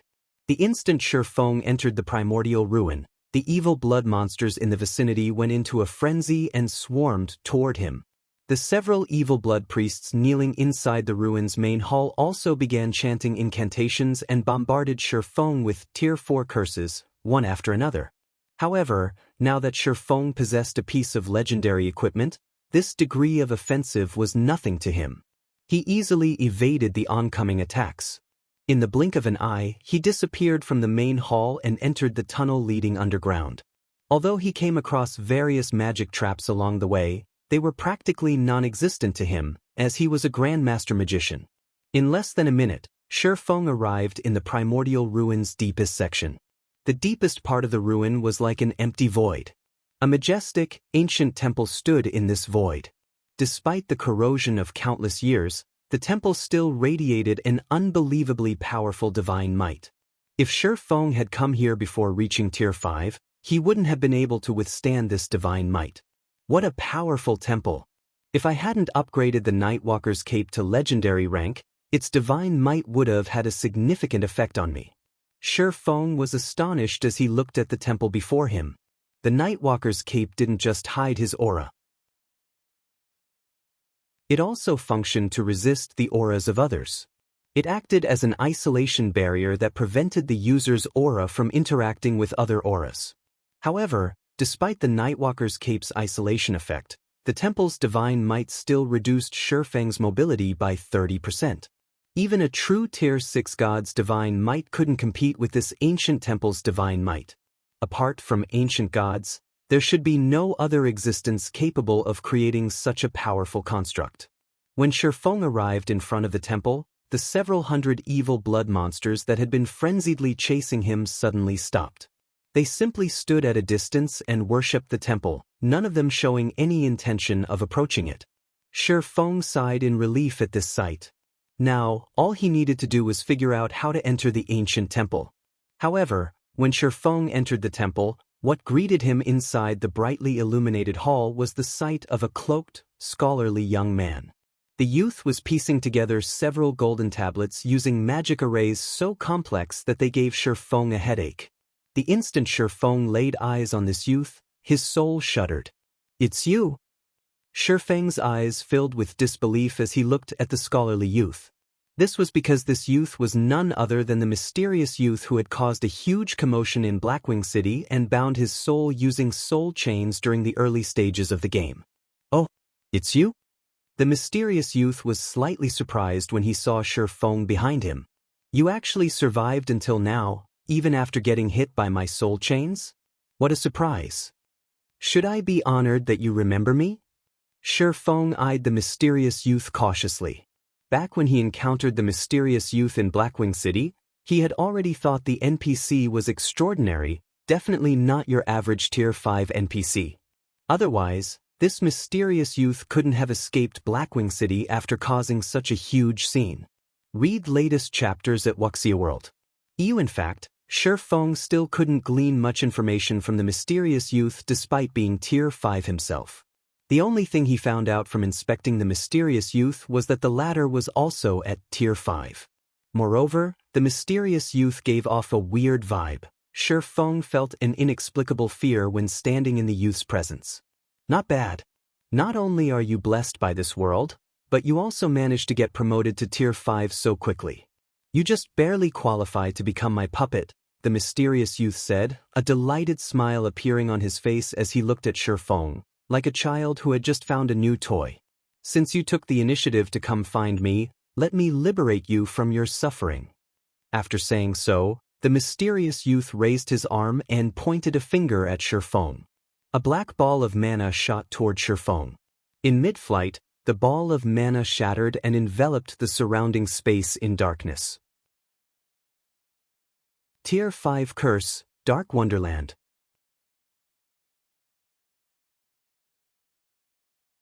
Chapter 2897. Terrifying scholar Feng tensed when he saw the mysterious youth's Tier 5 curse activate. He immediately unsheathed the light of two worlds and counterattacked. World Breaker. Suddenly, a blinding beam struck at the endless darkness. The two powers entangled for a moment, neither side gaining an advantage over the other until a second later. Boom. Accompanied by an explosion, an intense shockwave sent Feng stumbling 2 steps back. His HP also instantly fell by over 9 million.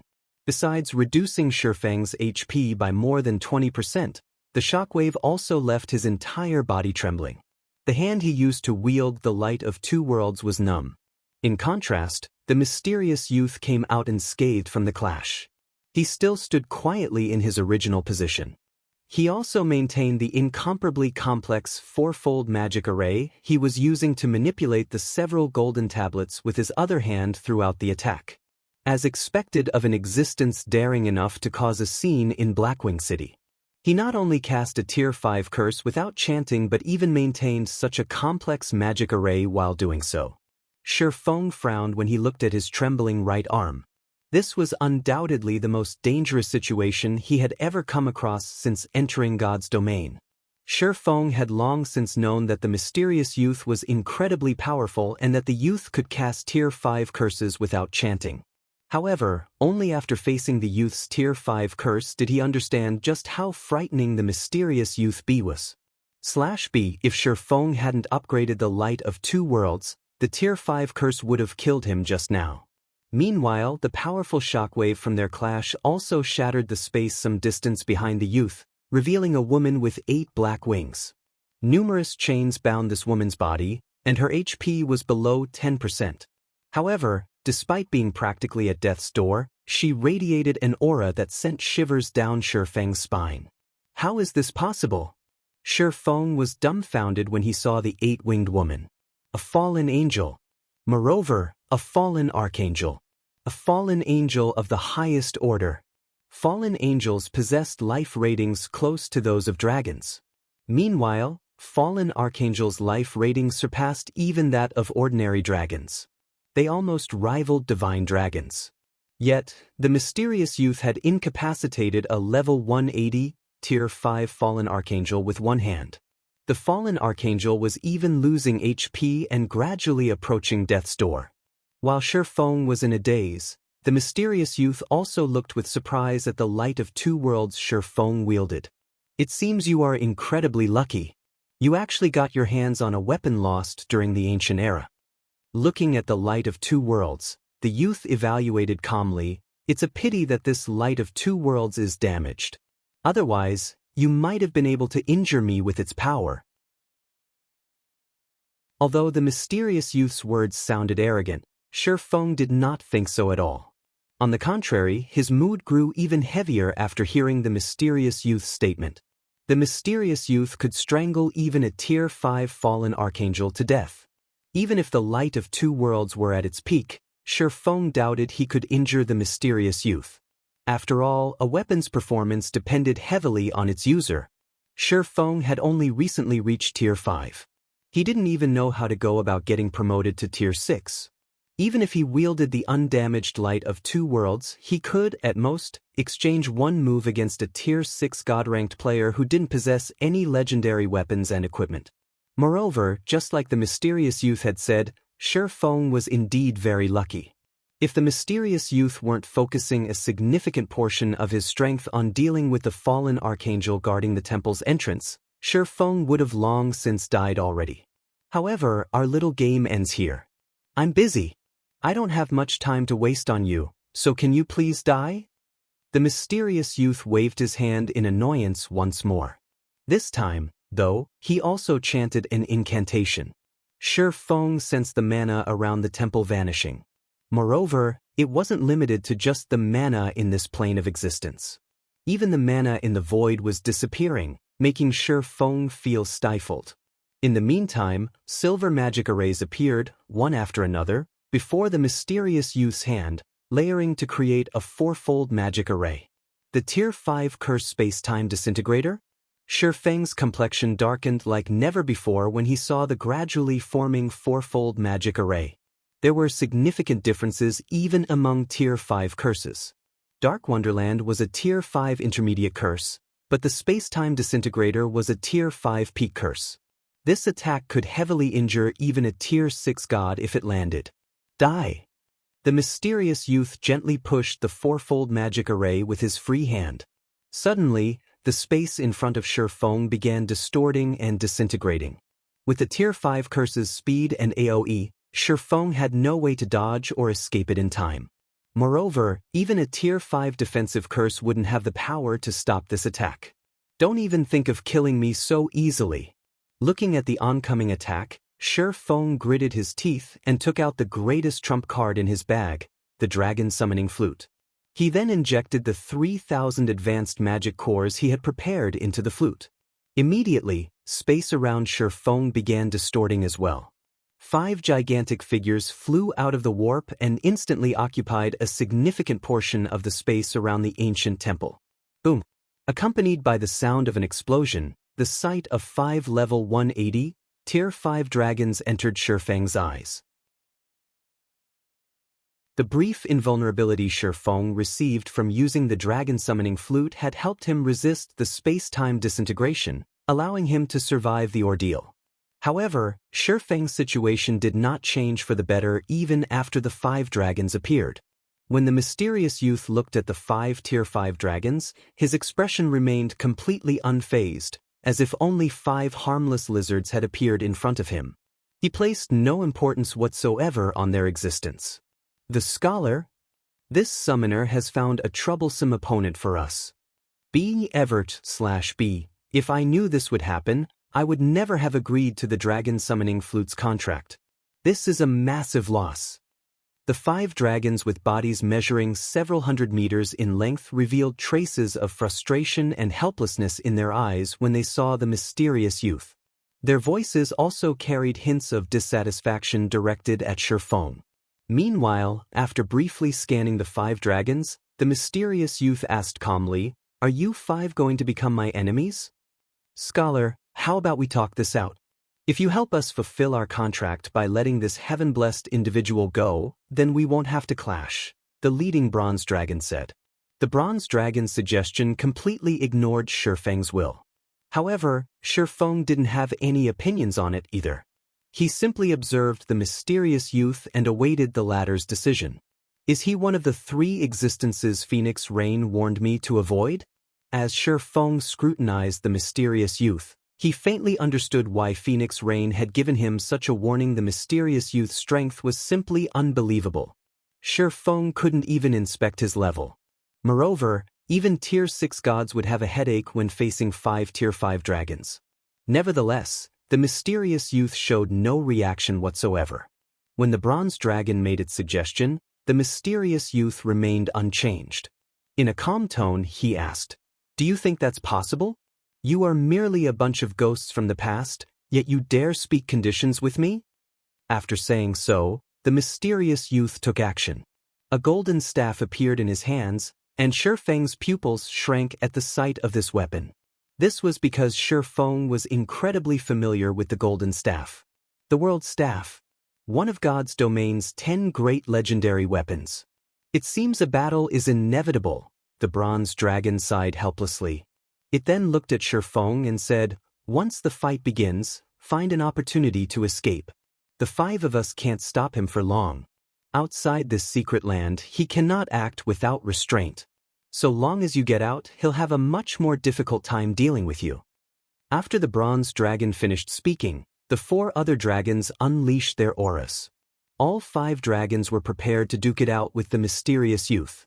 Act without restraint. The bronze dragon's words clued Shifeng in on the mysterious youth's weakness. The mysterious youth most likely couldn't act freely in the outside world due to certain restrictions. This would also explain why he had fled Blackwing City previously instead of clashing with Xianxia.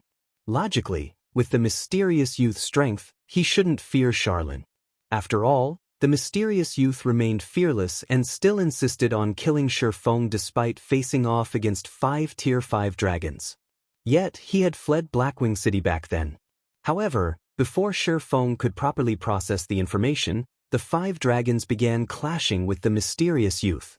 The dragons did not hold anything back, utilizing their breath attacks right off the bat. Meanwhile, the mysterious youth waved his staff. A barrier appeared before him, stopping the breath attacks completely. As a result, the 2 sides entered a stalemate. You damnable things! If I wasn't occupied with something important here, do you think you 5 little bastards can stand up against me? The mysterious youth grew dissatisfied when he saw the stalemate. Ignoring the mysterious youth's words, the leading bronze dragon shouted at Shifeng, "Run now!" Although the 5 dragons had pinned down the mysterious youth with their breath attacks, the mysterious youth's barrier was also steadily advancing toward the dragons. He held a clear advantage over the dragons. Do I leave? Shifeng hesitated as he looked at the mysterious youth and the golden tablets beside him. He had a hunch that if he let the mysterious youth achieve his goal, something very troublesome would happen in the near future. He might even get swept up in this big problem. Despite facing the all-out attacks of 5 Tier 5 dragons, the mysterious youth still split a significant portion of his attention into manipulating the golden tablets to unravel the divine runes wrapped around the fallen archangel. Shifeng was certain that the fallen archangel had a big secret hidden on her body. Screw it. Gritting his teeth, Shifeng chose to spend his legacy skill points to learn the Tier 5 legacy skill Returning Blade, the sole Tier 5 Berserk skill available to him. Even after players reach Tier 5 in God's domain, the legacy skill points they earned through leveling up wouldn't be enough to learn even one Tier 5 legacy skill. Typically, they would still need to accumulate more points through quests. Fortunately, Shifeng had acquired a lot of legacy skill points from handing Beast Emperor over to the War God's Temple. Those, combined with his leftover points, were just enough to learn one Tier 5 legacy skill. Shifeng had previously chosen not to learn a Tier 5 legacy skill first to have more options in future predicaments. However, he no longer had the luxury of waiting. Immediately after learning Returning Blade, Shifeng activated the Berserk skill, causing the light of 2 worlds he wielded to vibrate and let out a low hum. Simultaneously, incomparable power flowed into Shifeng's body, elevating his basic attributes and life rating to a whole other level.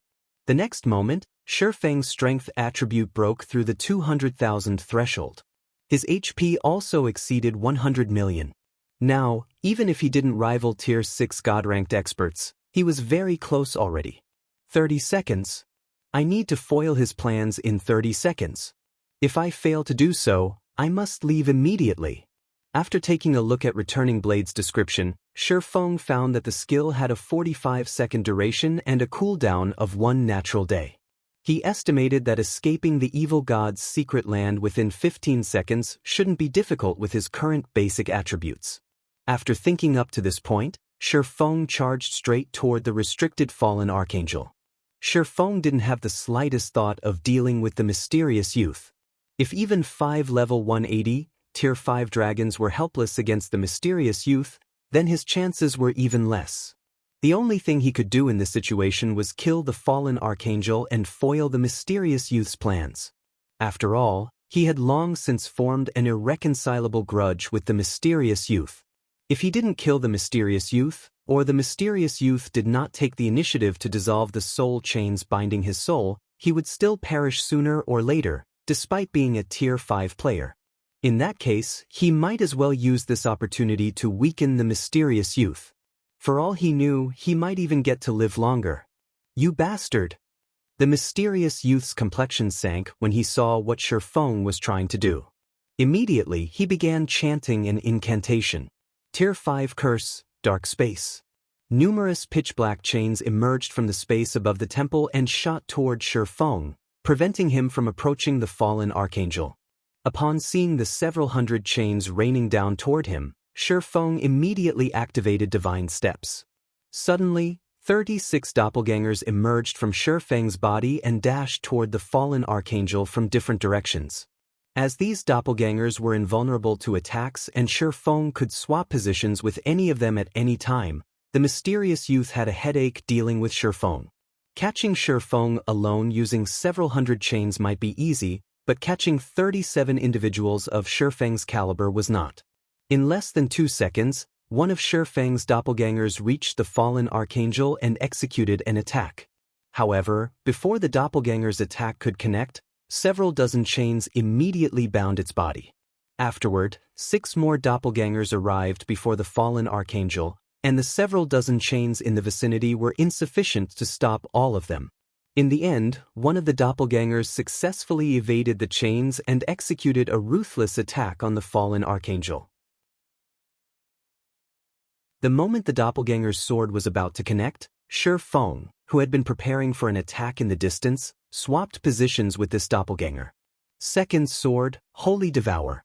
Now that Shifeng had a life rating and basic attributes close to rivaling Tier 6 God-ranked players, he could perfectly execute Holy Devour. The next moment, scorching flames capable of devouring even space itself enveloped the defenseless fallen archangel. -5,416,541,412. A damage value exceeding 5.4 billion appeared above the fallen archangel's head as she lost more than 2% of her HP. This development ignited some hope in Shifeng. "You little bastard! You've angered me now." A cold gleam flashed in the mysterious youth's eyes as he shook his staff. The barrier he summoned shoved back the 5 dragons' dragon breath completely, and the golden staff he wielded released a blinding radiance. Then, the space around the fallen archangel shattered. Countless beams of light shot out of the shattered space and pierced every one of Shifeng's doppelgangers, leaving an irrecoverable wound on them. If Shifeng hadn't swapped positions with his distant doppelganger immediately, he would have most likely lost his life to this attack. However, Shifeng did not stop despite this situation. Without hesitation, he used the light of 2 worlds' spatial slash.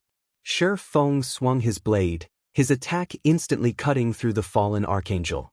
The attack was so fast that the mysterious youth, whom the 5 dragons pinned down, failed to stop it. Meanwhile, this attack had reaped nearly 3% of the fallen archangel's HP. "That's enough from you." The mysterious youth began chanting another incantation for a defensive curse when he saw the fallen archangel's dwindling HP die. Knowing that once the mysterious youth completed his incantation, all hope of success would be lost, Shifeng immediately executed the strongest move his mana technique had to offer. Read latest chapters at Wuxia World. View third sword, Holy Annihilation. Holy Annihilation was an unostentatious technique. There was no giant blade of light or a scorching sea of flames. All that could be seen was Shifeng executing a simple downward slash. However, when this modest slash connected, it plundered all of the fallen archangel's remaining HP. Following the fallen archangel's death, Shifeng's level skyrocketed, and several hundred items appeared around her corpse. The mysterious youth's eyes turned bloodshot, and he went into a frenzy. Shifeng immediately grabbed a few of the strongest items he saw, swapped positions with his doppelganger again, entered the void, and dashed for the temple's exit.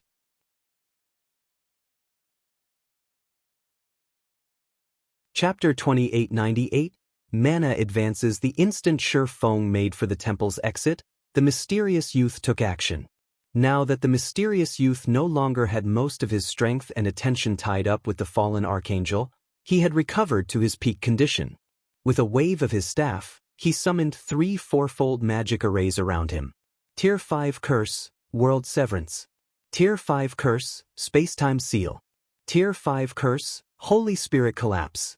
Triple Silent Casting. Shi Feng was thunderstruck when he saw the 3 magic arrays. In God's domain, the difficulty of silent casting a spell increased along with the tier of the spell. Even Tier 5 divine mages would have difficulty silent casting one Tier 5 spell, while double silent casting Tier 5 spells was something only the best among Tier 5 magical classes could accomplish. Moreover, this applied only to Tier 5 spells, not Tier 5 curses. Only Tier 6 gods could double silent cast Tier 5 curses. As for triple silent casting Tier 5 curses, Shi Feng had no recollection of anyone ever accomplishing this feat in his previous life. Nevertheless, the mysterious youth had accomplished this feat before Shi Feng could reach the exit. He suddenly found himself immobilized inside the void. In the end, not only was he forced to exit the void, but his mobility was also severely restricted by the surrounding space. A distorted barrier enveloped the entire temple hall. 6 pillars of light then appeared around Shi Feng, forming an intricate magic array that caged him.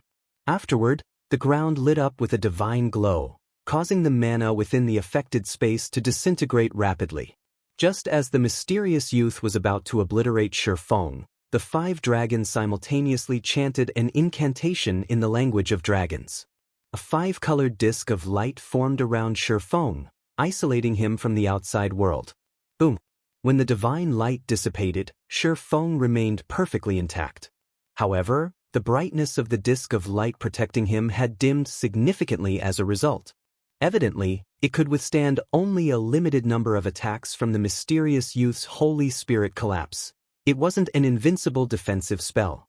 The mysterious youth glared at the 5 dragons hatefully and said coldly, "A futile struggle. All of you will die here today." After saying so, the mysterious youth waved his staff, and the space within the temple darkened. Countless dark purple chains emerged from the void and instantly bound 3 of the 5 dragons, thoroughly immobilizing them. Only the leading bronze dragon and a fire dragon had managed to evade the chain's initial assault by relying on their skills. Shi Feng had also managed to evade the chains, thanks to his 36 doppelgangers. However, now that chains surrounded the entire hall, he was in a tight spot. With World Severance and Space-Time Seal acting on the hall, even a Tier 6 God-ranked player would have trouble breaking out, let alone a Tier 5 player like Shi Feng. It's all or nothing. Looking at the nearby distorted barrier, Shi Feng gritted his teeth and used the light of 2 worlds' second skill, Golden Soul. After he had reached Tier 5, the skill had also undergone a qualitative transformation. Instead of providing a boost to his perception and control of mana, it now upgraded the quality of his soul.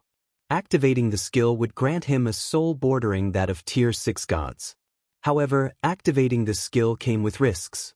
When activated at Tier 5, Golden Soul would leave his soul in a weakened state for a short period once the skill's duration ended. A side effect like this would significantly impact a player's performance. This made Golden Soul a skill reserved for last-ditch stands.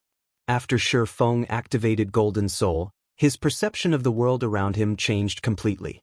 As if he was a 3-dimensional being looking at a 2-dimensional world, he could see everything around him with incredible clarity. The ambient mana also became an extension of his body, and he could freely manipulate it at will. It was much better than when he manipulated it using his mana domain. He had finally reached the level of actually manipulating mana. Immediately, Shi Feng brandished the light of 2 worlds at the distorted barrier before him. Third sword, Holy Annihilation. Compared to the Holy Annihilation Shi Feng executed before, the one he executed now had undergone a heaven-defying transformation.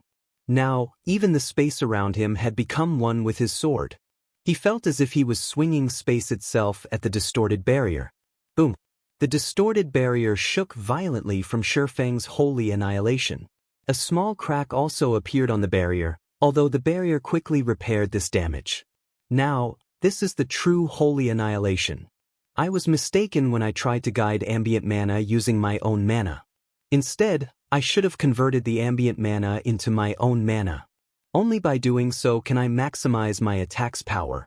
Shi Feng didn't despair when he saw the distorted barrier repairing itself. On the contrary, excitement burned within him. He finally understood how to progress to the next step of mana manipulation. Initially, he had used his own mana to force ambient mana into doing his bidding, an incredibly crude method of manipulating mana. Afterward, he had learned to guide ambient mana into doing his bidding.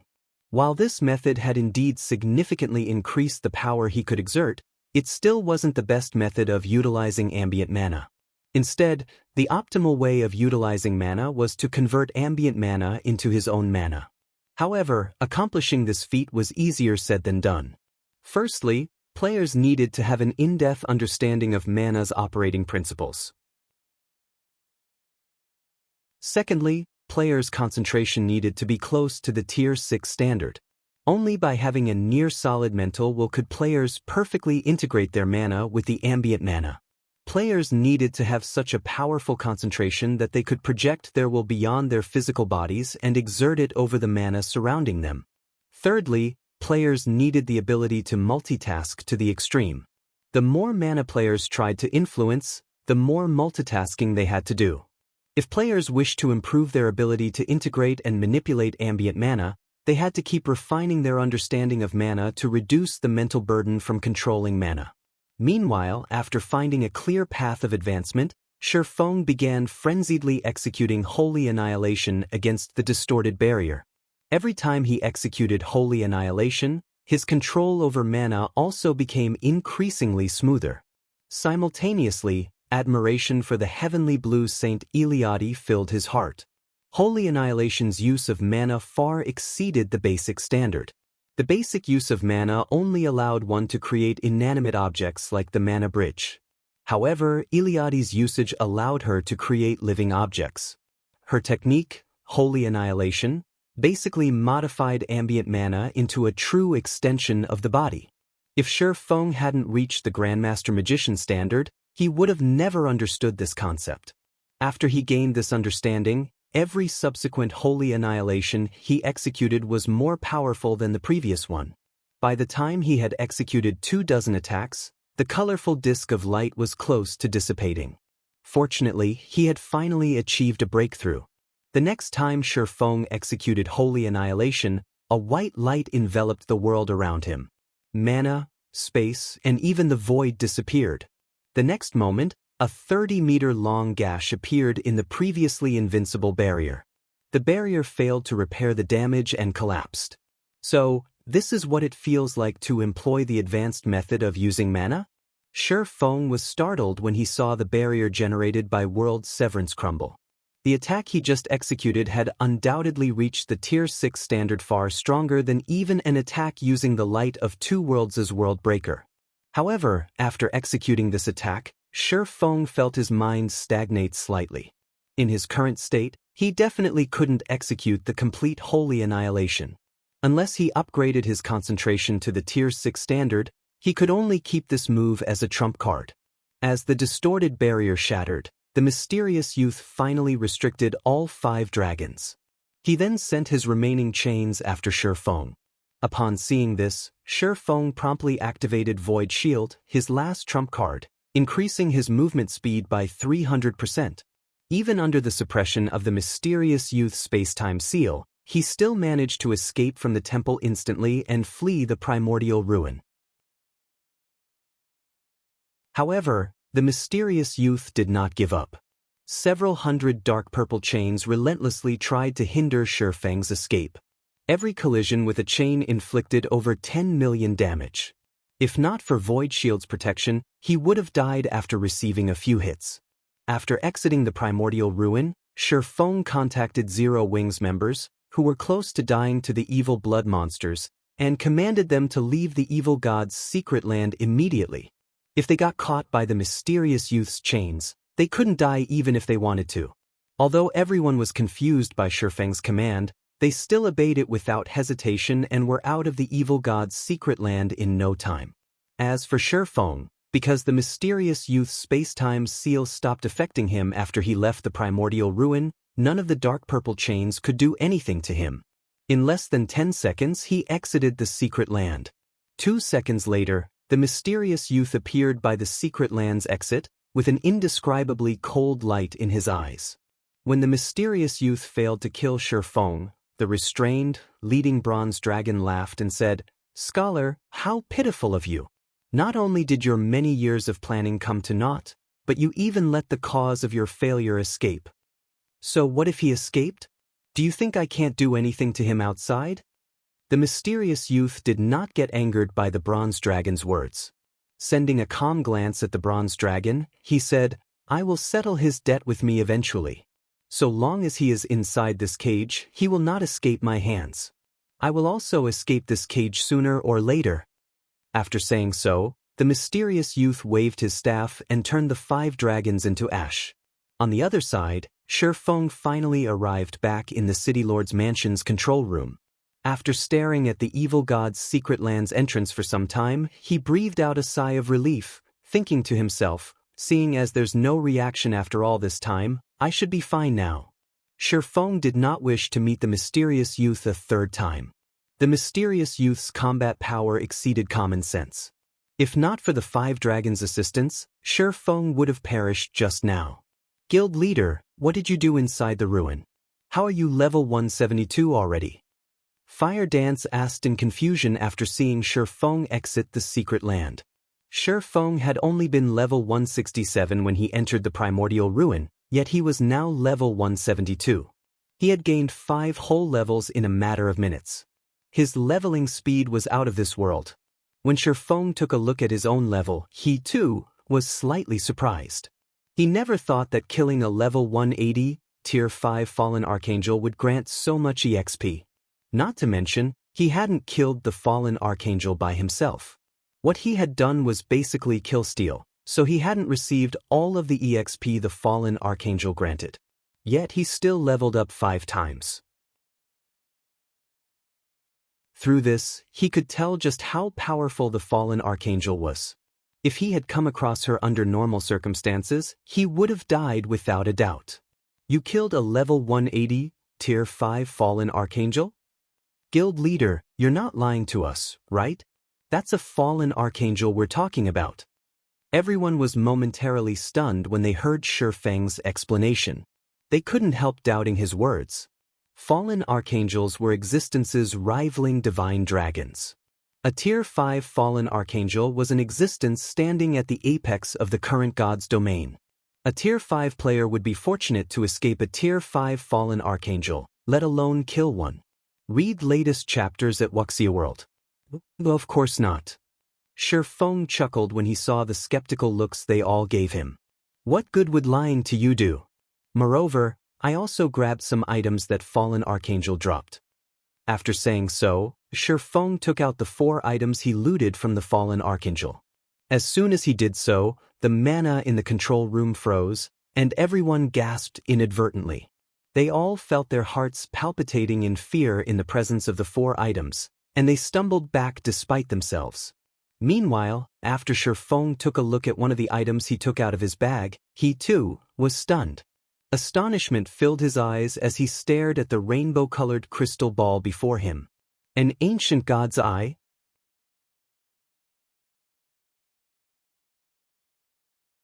Chapter 2899, Ancient God's Legacy. When Shifeng brought out the ancient god's eye, he wasn't the only one surprised by the item's identity. Cold Shadow, who stood nearby, also widened her eyes in shock. She couldn't help looking at Shifeng, who had acquired this item, as if he was some kind of alien. An ancient god. Ancient gods were the oldest gods in God's domain. They were existences that had come into being along with God's domain. The many gods of later generations only managed to gain their strength because of the legacies from these ancient gods. However, after God's domain transitioned from the primordial era to the ancient era, ancient gods had suddenly disappeared from the world. In the modern era, barely any records mentioned ancient gods. However, according to those found in the modern era's libraries, a large part of the reason humans managed to rise up during ancient times was the ancient gods' legacies, which allowed the human race to give birth to many gods. Although the rainbow crystal ball Shi Feng held was named an ancient god's eye, it wasn't actually an eyeball. Instead, it was an ancient god's legacy. It was a legacy that could help players reach Tier 6. It was much stronger than the legacies of ordinary gods. No wonder that mysterious youth wanted to deal with the fallen archangel. Let alone a Tier 5 existence, even Tier 6 gods would covet an ancient god's eye. Realization dawned upon Shi Feng as he looked at the crystal ball he held. Ancient god's eye. Divine artifact rank, consumable. This is a legacy item left behind by an ancient god. It records the ancient god's many legacies. Each activation of the ancient god's eye requires 1007 luminaries crystals. It can be activated up to 9 times. Once the activation limit is reached, all information recorded within the ancient god's eye will disappear. Current usage count, 0. Out of all the legacies available in God's domain, an ancient god's legacy belonged to the strongest category. If a player managed to grasp even a portion of the legacy, becoming a Tier 6 god wouldn't be difficult. If a player managed to grasp a significant portion, becoming a god was practically inevitable. It was no exaggeration to say that this single ancient god's eye was worth more than 10 legendary weapons and the loss of the dragon summoning flute. However, Shi Feng quickly suppressed his excitement and turned his attention to the 3 other items he looted. Although these 3 items were not as powerful as the ancient god's eye, they still radiated incredibly potent divine might. Even Fire Dance felt pressured by them, what more the other Tier 4 players present. That mysterious youth definitely won't let me off the hook after this. Shi Feng chuckled when he saw the 3 other items' identities. All 3 items were extraordinary. 2 were inferior divine artifact ranked materials, and 1 was an inferior divine artifact ranked consumable. One of the 2 materials was even a divine power source. As for the consumable, it was the ancient god's blood, an item that could elevate a non-player creature's growth potential and life rating. It was undoubtedly the most powerful enhancement item Shi Feng had ever seen in God's domain. The total value of the 4 items Shi Feng got from killing the fallen archangel was something he couldn't get even if he killed 3 or 4 Tier 6 gods. Shi Feng was also certain that these were all items that mysterious youth wanted. Now that he had acquired them instead, the mysterious youth would definitely take action against him at all costs. After a brief silence fell in the hall, Fire Dance reported to Shi Feng, Guild Leader, according to Liang Jing, the Outer World's NPC army has arrived on the eastern continent. Currently, it has split into 6 groups of over 30,000 Tier 4 NPCs and 4 million Tier 3 NPCs each. All of these NPCs are above level 150. As we expected, one of these groups is marching toward the Twin Towers Kingdom and Star Moon Kingdom. At their current speed, it'll only take them another 3 or 4 days to reach the Twin Towers Kingdom's vicinity. In the case of the Outer World superpowers, their forces have already gathered outside the Twin Towers Kingdom. They have even dispatched many scouting teams to invade the kingdom, and the kingdom's forces have already clashed with these scouting teams. Although the 2 sides are at a stalemate now, it is only a matter of time before the kingdom's side loses. According to Melancholic's investigations, Starlink and many other superpowers are offering excellent incentives to independent experts to have them head to the Dark Knight Empire and the Black Dragon Empire. They plan to resist the Outer World forces together with the 2 empires. Because of this, many independent experts have decided to abandon Twin Towers and Star Moon. When Fire Dance finished speaking, Cold Shadow frowned and said, "How foolish these people are. Sticking with an empire's defensive line might be a good choice, but abandoning all resistance in the various kingdoms will inflict a severe loss to the various kingdoms' armies. All they're doing is giving the Outer World forces an advantage." Unlike for players, resurrection was a very troublesome process for NPCs. The Outer World's NPC army wasn't endless, either. Hence, if players worked together to defend the various kingdoms, repelling the Outer World forces was entirely possible. In the worst-case scenario, they could, at least, weaken the Outer World forces. Abandoning the various kingdoms outright and choosing to fight a decisive battle at the defensive lines of empires was an absolutely foolish decision. However, Shi Feng wasn't too surprised by this situation. Calmly, he said, "This is normal. Although players can recover the levels they lose with a little effort, finding replacements for the weapons and equipment they lose is very difficult. Given a choice, they will naturally prefer a more stable battle. Not to mention, with Starlink and the other superpowers' interference, it's only natural for independent players to abandon resisting in kingdoms and choose to fight in empires instead." In his previous life, the most astonishing aspect of a war between countries wasn't the number of player deaths. Instead, it was the weapons and equipment lost. Many kingdoms and empires had suffered annihilation because the player forces in those countries had depleted their stockpile of weapons and equipment. As a result, the players of those countries became weaker and weaker as they fought. In the end, they could only watch their enemies annex their nations bit by bit until the country disappeared completely. The current War of Worlds was a similar situation. After realizing this fact, all Starlink and the various superpowers needed to do was put out appropriate bait, and the various independent players would automatically swarm to the bait. "Guild leader, how about I bring the main force to the Twin Towers Kingdom and participate in the battle there?" Cola suggested. "I refuse to believe that we can't kill a bunch of scouting teams. So long as we secure a few victories, I believe many players will be willing to stay and fight with us." Although Cola didn't understand much about battles on the scale of countries, he knew that without the support of a large number of independent players, the Twin Towers Kingdom and Star Moon Kingdom would fall to the Outer World forces. The reason many independent experts were abandoning the two kingdoms was simply their belief that defending against the Outer World forces in an empire would be easier. Meanwhile, all Zero Wing needed to do was suppress and repel the Outer World players plaguing the Twin Towers Kingdom. Then, the independent players who had left would see hope for successfully defending the kingdom. Once that happened, they would definitely return to help in the kingdom's defense. After all, abandoning one's roots and restarting development in a foreign country wasn't easy. "That won't be necessary." Shi Feng shook his head. Smiling calmly, he said, "Dealing with those scouting teams will only be a waste of time. If we're going to do something, we should go for something bigger." "Bigger?" Cola parroted in confusion.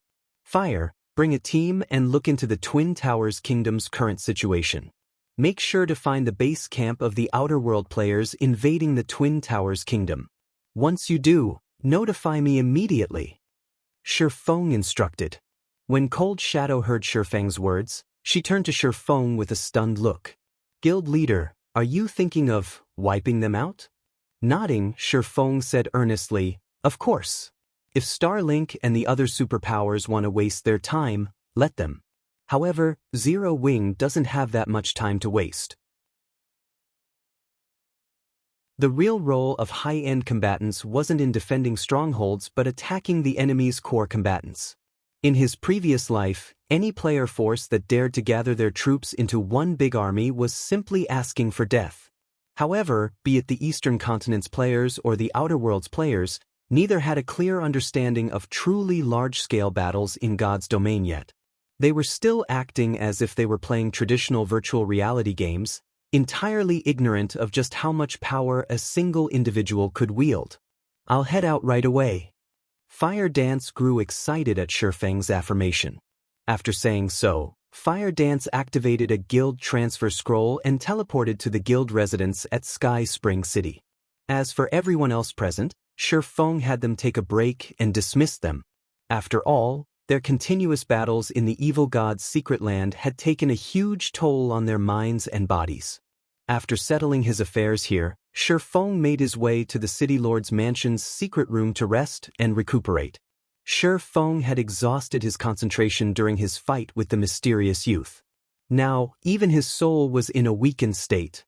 To recover quickly, he had to rest in the City Lord's mansion's underground secret room, which held the densest mana in ancient Rock City.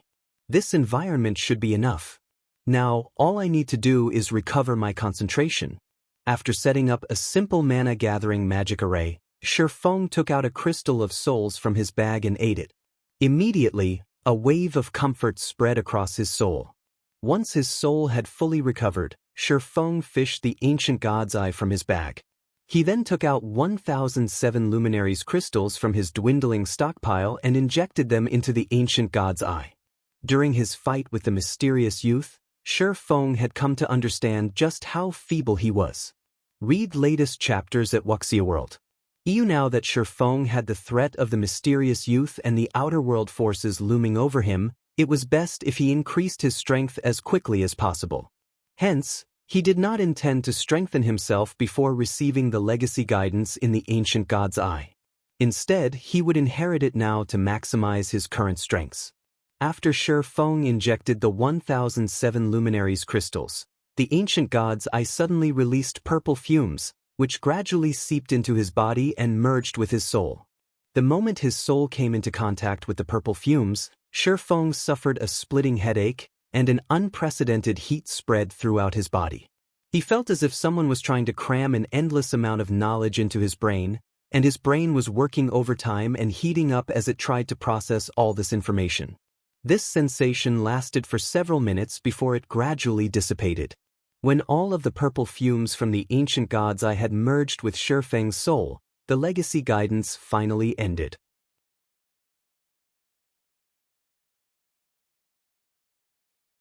Chapter 2900, Legendary Weapon. Even after the purple fumes in the secret room disappeared, Shifeng remained seated, unmoving like a statue.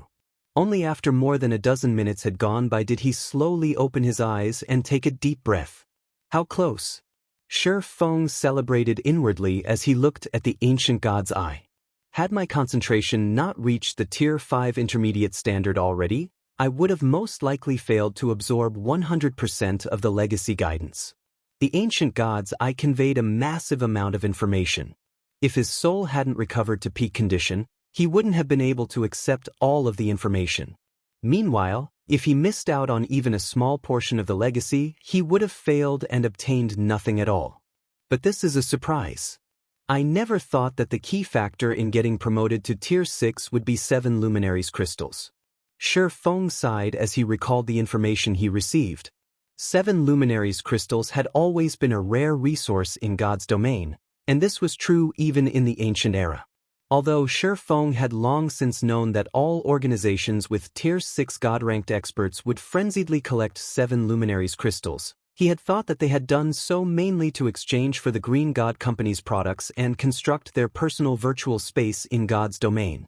He never imagined 7 luminaries crystals had such a use as well. Now, Shifeng slightly regretted selling his 7 luminaries crystals. According to the ancient god's legacy, apart from having Tier 6 concentration and an excellent grasp of the world's laws, players seeking to get promoted to Tier 6 also needed an enormous amount of 7 luminaries crystals to construct a divine body. Each attempt at creating a divine body required at least 50,000 7 luminaries crystals. Moreover, this was only for the most common divine body. According to the ancient god's legacy, divine bodies had 2 categories: ordinary divine bodies and superior divine bodies. Ordinary divine bodies were the most common in God's domain. Over 99% of gods and God-ranked players had an ordinary divine body. Superior divine bodies, on the other hand, were much rarer. The divine bodies of the 3 goddesses rumored to have saved God's domain, as well as those of the war god, the god slayer, and many ancient gods, were at this level. Superior divine bodies were that rare because their creation required an individual to have ultimate mastery over a certain world law. This was also why individuals titled saints possessed the strength to contend against gods. Saints were mortals who had achieved ultimate mastery over a certain world law but did not become gods. In addition to this requirement, constructing a superior divine body cost 100,000 7 luminaries crystals. And worse, players would lose all of the invested crystals if they failed even once. In contrast, the construction of an ordinary divine body occurred in stages. Even if players failed, they would lose only the crystals they invested in that particular stage. This gradual method also allowed them to know where they went wrong. However, that wasn't the case for the construction of a superior divine body, which was an all-or-nothing attempt. Players were required to spend all 100,000 Seven Luminaries crystals in one fell swoop to construct their divine bodies. If they succeeded, then good. If not, then all of the Seven Luminaries crystals they invested would disappear. Currently, though, Shifeng couldn't afford even the construction of an ordinary divine body. For current player forces, Seven Luminaries crystals are merely a commodity for the construction of personal virtual spaces or the acquisition of resources from the Green God Company. It shouldn't be difficult to obtain a large amount right now. Shifeng fell into deep thought as he recalled the information from the ancient god's legacy. Constructing an ordinary divine body shouldn't be a tough challenge, but a superior divine body is still far out of my reach. Achieving ultimate mastery in one-world law is already extremely difficult. Not to mention, I also need to create the divine body itself. From the information he inherited, Shifeng already knew what a world law was. The so-called world law was basically a type of advanced usage over the various mana elements. An example would be the Heavenly Blue Saint's mana technique Holy Annihilation. However, only after one could manipulate the various elements of mana at an advanced standard would one master a world law. Simply being able to execute Holy Annihilation didn't cut it. Currently, apart from his inadequate concentration standard, so long as Shifeng collected enough Seven Luminaries crystals, he could already get promoted to Tier 6. The Heavenly Blue Saint's world law was the law of destruction, which covered the destruction of everything, even the most basic elements of mana. This was why Shifeng managed to break through the mysterious youth's space-time seal and world severance with Holy Annihilation. Had Holy Annihilation been based on any other world law, he wouldn't have escaped the evil god's secret land with his life. The bottleneck many demigods faced after mastering a world law was in the creation process of a superior divine body. This was because there were many methods to create a superior divine body, with the core principle being the integration of the mastered world law into their divine body. Of course, while this problem was incredibly challenging for others, the difficulty for Shifeng had been reduced significantly. The ancient god's legacy he absorbed recorded a basic flowchart for creating a superior divine body. So long as he followed this flowchart, his success rate would increase by 30 to 40%.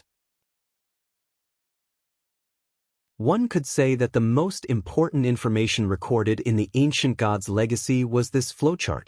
Roughly 90% of the recorded information was related to it. In fact, 90% out of this 90% was the superior divine body's flowchart itself.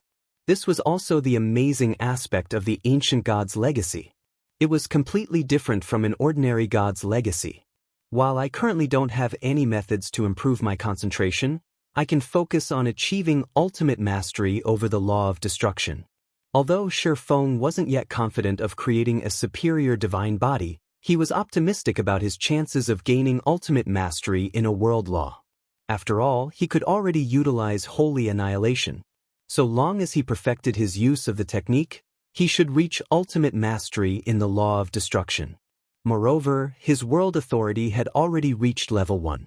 He would have a much easier time perfecting the Holy Annihilation technique than other players. After Shifeng finished processing the information from the ancient god's eye, he took out the divine power source he had obtained. Shifeng grew a little hesitant as he looked at this divine power source. According to the ancient god's legacy, divine power sources were birthed by the world and carried the world's power. They were incredibly useful in helping one understand world laws. In other words, by merging the divine power source with his body using a special technique, he could elevate his world authority. This would, in turn, allow him to understand world laws more easily. The ancient god's legacy also recorded this integration technique. Now that war is imminent, I should prioritize increasing my strength above all else. Gritting his teeth, Shifeng had the light of two worlds absorb the divine power source. Shifeng still wasn't fully confident of defending the Twin Towers Kingdom and Starmoon Kingdom against the Outer World forces. After all, his enemies weren't limited to just the Outer World's players. He also had to face the Outer World's NPCs. While the Outer World NPCs might not have Tier 6 gods in their ranks, they were bound to have quite a few Tier 5 NPCs. And in the case of Tier 5 NPCs, so long as their status in society was sufficiently high, acquiring a legendary weapon or equipment wouldn't be difficult. Take the Branch Temple Lord of Star Moon Kingdom's War God's Temple, for example. Despite being a Tier 4, he owned 2 legendary items. Meanwhile, the difference between having and not having a legendary weapon or equipment was massive for Tier 5 NPCs. Once the light of 2 worlds perfectly absorbed the icy cold tree branch Shifeng held, it released a dazzling, golden glow. The divine runes on the weapon's blade also lit up gradually. After several minutes, the divine runes on the sword's blade and hilt connected and became one. Boom! The next moment, the light of 2 worlds released a pulse of energy that made Shifeng stumble. The magic barrier enveloping the secret room also shuddered violently and nearly crumbled. As expected of one of the 10 great legendary weapons. It's strong. Shifeng was stunned when he read the Light of 2 Worlds' details displayed before him. Light of 2 Worlds, one-handed sword, legendary rank, equipment requirement, strength 20,000, tier 3 attack power, 450% of strength, attack speed, 4% of agility, all attributes, increases according to the user's level. When equipped, attacks gain the mana annihilation effect, causing a spatial collapse in an area of 4 by 100 yards. Attacks have a 50% chance to deal 300% damage. Attacks have a 20% chance to deal 500% damage. Attacks deal 300% damage to targets under Tier 6. Attacks carry the mana destabilization effect. Strength increased by 240%. Agility increased by 210%, intelligence increased by 180%, endurance increased by 60%, attack speed increased by 200%, ignore levels plus 100, all sword type skills plus 2 level up to Tier 6 peak. Power of all attacks increased by 2 ranks, up to Tier 6 peak. Effect of mana increased by 150%. Additional passive skill world power. Increases the user's life rating. Additional active skill 1 spatial slash, tier 646 attacks, increases strength by 1,500%, power by 2 ranks, up to tier 6 peak rank at maximum, and attack range to 5,000 yards. Cooldown, 30 seconds additional active skill 2 golden soul, tier 6 upgrades the user's soul by 1 rank and world authority by 1 level, up to level 3, and reduces concentration consumption by 90%. Duration, 2 minutes cooldown, 1 hour additional active skill 3 world breaker, tier 6 consumes 10% of the user's concentration and mana to enhance the light of 2 worlds, granting the weapon the power to break worlds for 1 attack. Forcibly increases the power of attack by 1 tier, up to tier 6 peak rank at maximum. Cooldown, 30 minutes created by the ancient god of light. The light of 2 worlds possesses the power to cut all things. Looking at the basic attributes the light of 2 worlds provided, Shifeng finally understood why people wielding legendary weapons could transcend tiers. A tier 3 player wielding this thing could probably beat up tier 4 players. While holding the light of 2 worlds, Shifeng inadvertently recalled the several heaven-defying feats that had taken place in his previous life. Back then, players who had been lucky enough to get their hands on legendary weapons while still at Tier 3 had actively hunted all sorts of Tier 4 players. While the legendary weapons those players wielded weren't as strong as the Light of 2 Worlds, the basic attributes those weapons provided had still been more than enough for Tier 3 players to trounce Tier 4 players. Only Tier 4 players with highly developed mana bodies and several fragmented legendary items could contend against a Tier 3 player wielding a legendary weapon. Read latest chapters at Wuxia World. After Shifeng equipped the Light of 2 Worlds, his strength attribute instantly skyrocketed to 190,000. Now, he was only slightly inferior to the average Tier 6 God-ranked player. Now, I can put up a fight even against Tier 6 God-ranked experts. Shifeng's confidence rose as he looked at the weapon in his hand. Now, even if he had to go up against the mysterious youth, he wouldn't be completely powerless to resist. Following this, Shifeng began familiarizing himself with the fully recovered Light of 2 Worlds. After training for 5 hours, he received a call from Fire Dance.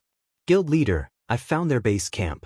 They're hiding in the Shadow Forest, outside the Twin Towers Kingdom.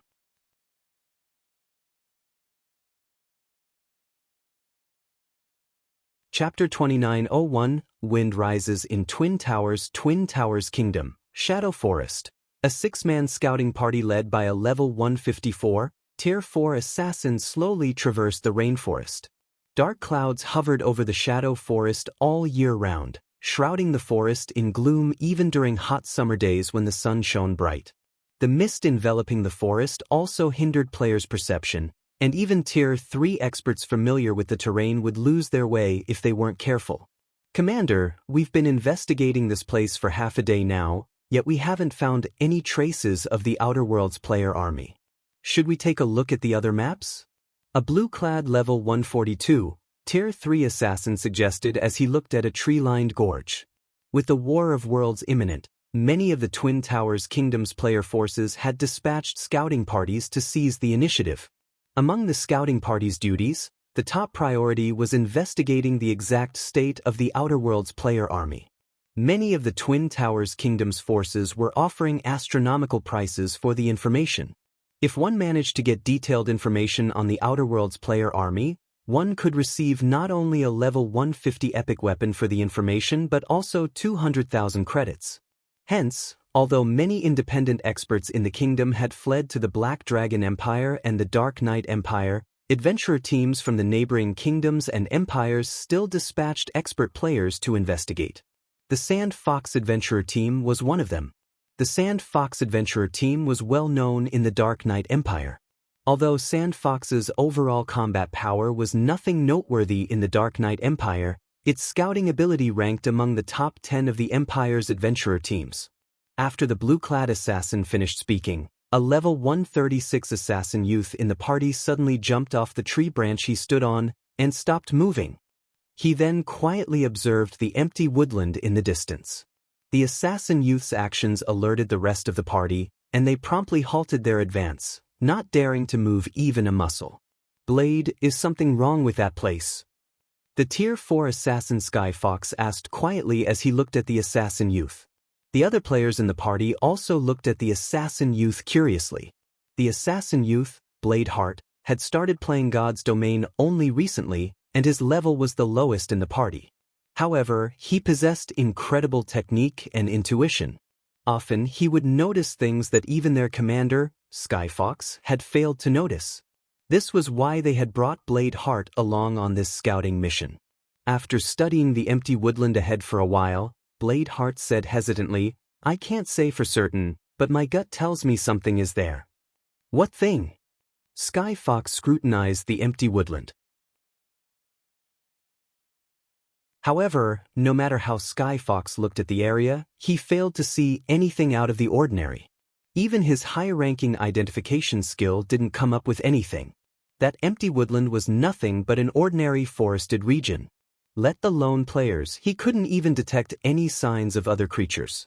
However, several minutes after Sky Fox and the others continued their observation of the empty woodland, they spotted a 20-man team approaching the woodland.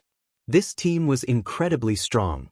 All 20 members were Tier 4 players, and also above level 155. The most inferior piece of equipment they wore was level 150 dark gold equipment, and the team leader even had 5 pieces of epic equipment. These people should be one of the Outer World Army's scouting teams. Why are they here instead of investigating the Twin Towers Kingdom? Blade Heart was confused when he saw this 20-man team. The Outer Worlds player army had dispatched a lot of experts to harass and investigate the Twin Towers Kingdom. Many of the expert teams sent were led by Tier 4 experts. The 20-man team they were seeing now was definitely one of the Outer World Army's elite forces. The other players in the party also grew confused and curious about this situation. Logically, a team of such caliber should have been dispatched to investigate the Twin Towers Kingdom's inner regions and even cause a huge commotion in the kingdom. After all, the average player force couldn't contend against such combat power. Only first-rate guilds could possibly take on such a team. While Sky Fox and the others were wondering why this team was in this deserted location, the 20-man team suddenly stopped in the empty woodland. However, none of them got off their mounts. Instead, they simply stood there as if waiting for something. Roughly 10 seconds later, the space of the empty woodland became blurry, and a tear in the space opened up. A magic barrier? Almost all players in God's domain knew of magic barriers.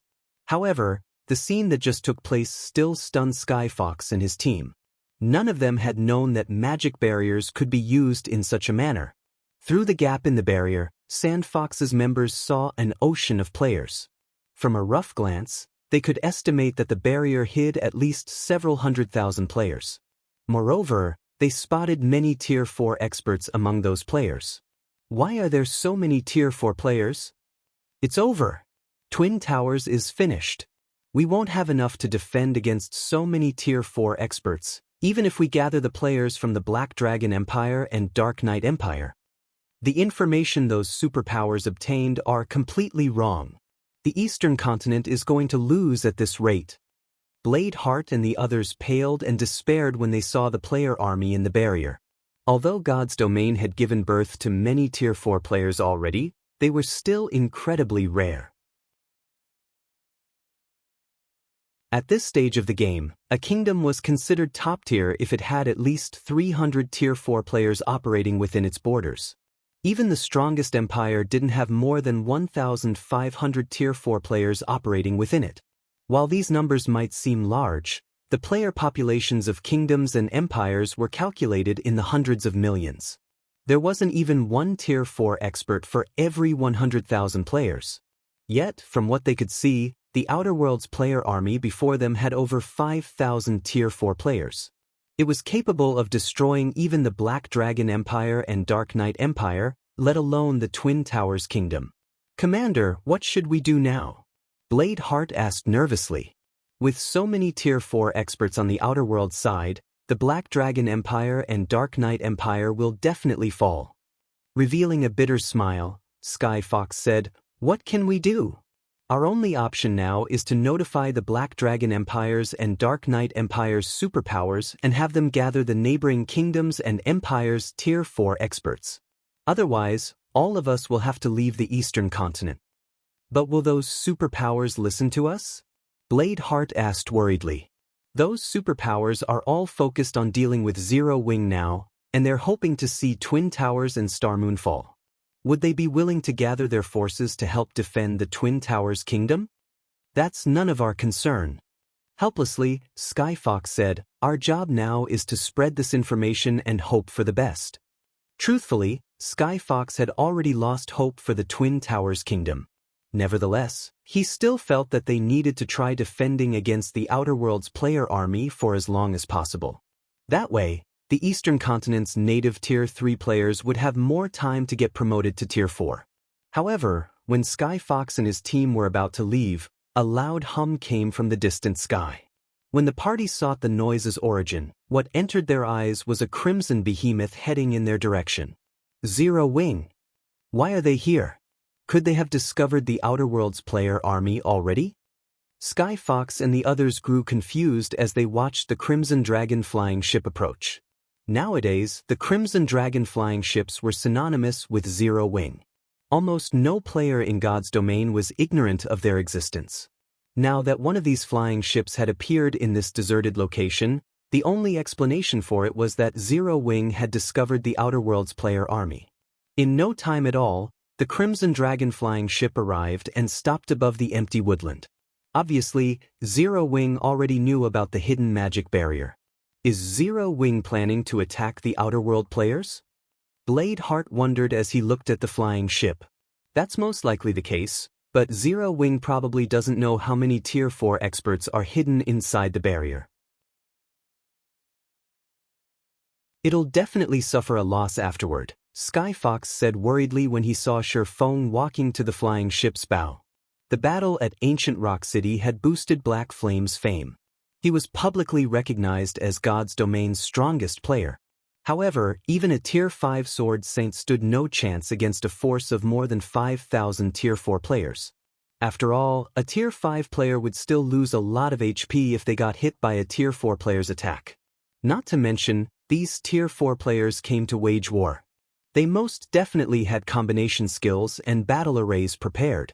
As soon as Sky Fox finished speaking, the magic barrier enveloping the empty woodland suddenly revealed itself. At this time, the Tier 4 magical class players inside the barrier had split into groups of 100 and were casting all sorts of large-scale spells, including Tier 4 defensive spells and offensive spells. These large-scale spells numbering more than a dozen were not the slightest bit weaker than the average Tier 5 defensive spell and offensive spell. A summoning array maintained by 600 players could also be seen in the center of the magic barrier. The summoning array was incredibly complex, making it impossible for outsiders to tell its rank. After these 600 players finished their incantation, the phantom of a 9-headed snake emerged from the ground. Tier 5. That's definitely a Tier 5 legendary monster. Although Sky Fox and his team didn't know what kind of monster the Outer World players had summoned, they could tell that it wasn't just a Tier 4 monster based on its aura. Aside from the rumored Tier 5 legendary monsters, they couldn't think of any other possibility. Facing such a monster, let alone one Tier 5 Sword Saint, even 2 or 3 Tier 5 players working together would fall. Upon seeing this monster, Sky Fox and the others couldn't help revealing looks of bitterness and despair. Read latest chapters at Wuxia World. A force of 5,000 plus Tier 4 experts was already plenty shocking, and it allowed them to realize just how wide the gap between the players of God's domain and of the outer world was. Yet, reality now told them that the gap was far wider than they thought. The force of 5,000 plus Tier 4 experts was only the tip of the iceberg. However, unlike Sky Fox and his team, Shi Feng, aboard the Crimson Dragon flying ship, remained unfazed by this situation. He simply took to the air and arrived above the magic barrier. He then unsheathed the newly upgraded Light of Two Worlds. Disappear! Shi Feng brandished the Light of Two Worlds against the barrier. Holy annihilation!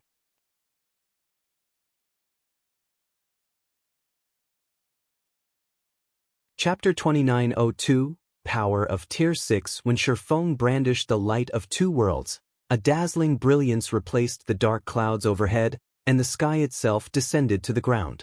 Boom, boom, boom. A series of deafening explosions rang through the forest, the effects of Shi Feng's attack stupefying Sky Fox and the others.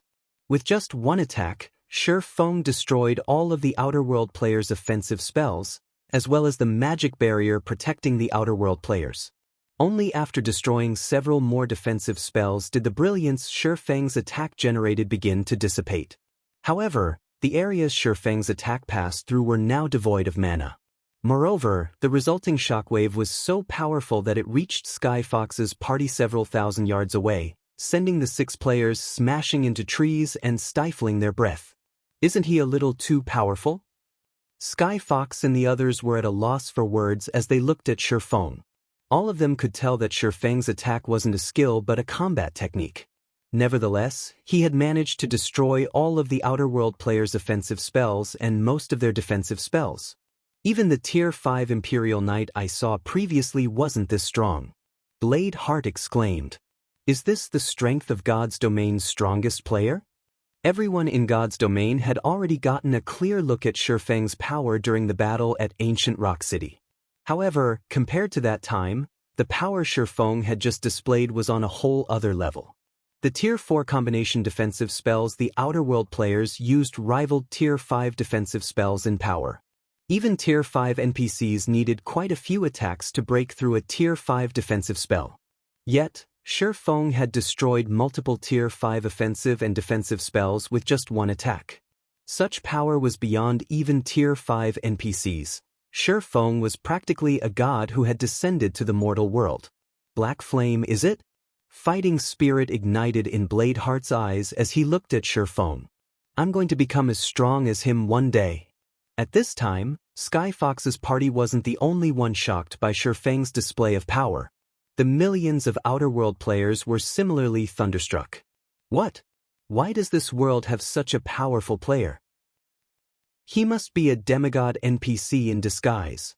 Even a Tier 5 player can't destroy so many large-scale defensive spells. Unlike God's Domain's players, the Outer World's players had a considerable understanding of Tier 5 existences. This was because there were already some Outer World players who had attempted to get promoted to Tier 5. Many superpowers had also clashed against Tier 5 legendary monsters before, with some even succeeding in slaying one. As far as the Outer World players knew, Tier 5 players could only hold their ground against legendary monsters. They couldn't solo one. Even experts at the Tier 5 peak standard couldn't. With so many Tier 4 players working together, they could heavily injure even a Tier 5 legendary monster, let alone a Tier 5 player. Hence, what just happened was simply unbelievable. However, unlike most of the Outer World players, the superpower executives in charge of the army reacted much more calmly to this situation. As expected of our primary target this time, I can see why 100 Ghosts is so afraid of him that they did not send anyone over this time. The 4-meter-tall man serving as the army's general said in commendation as he observed Shi Feng's hovering figure. No sooner had the giant man finished speaking than the female elf standing beside him said nonchalantly, "He might be strong, but he's facing the Weeping God army now. He still isn't qualified to fight us alone." Nobody present rebutted the female elf's words. Some of them even revealed excited expressions. 9-player armies had crossed the world passage this time, every one of them established by the various superpowers.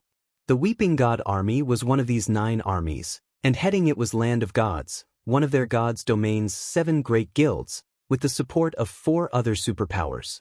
And out of the 9-player armies, the Weeping God army ranked 3rd in strength. The reason behind the Weeping God army's name was its successful slaying of an ancient demigod, an existence far stronger than even Tier 5 legendary monsters.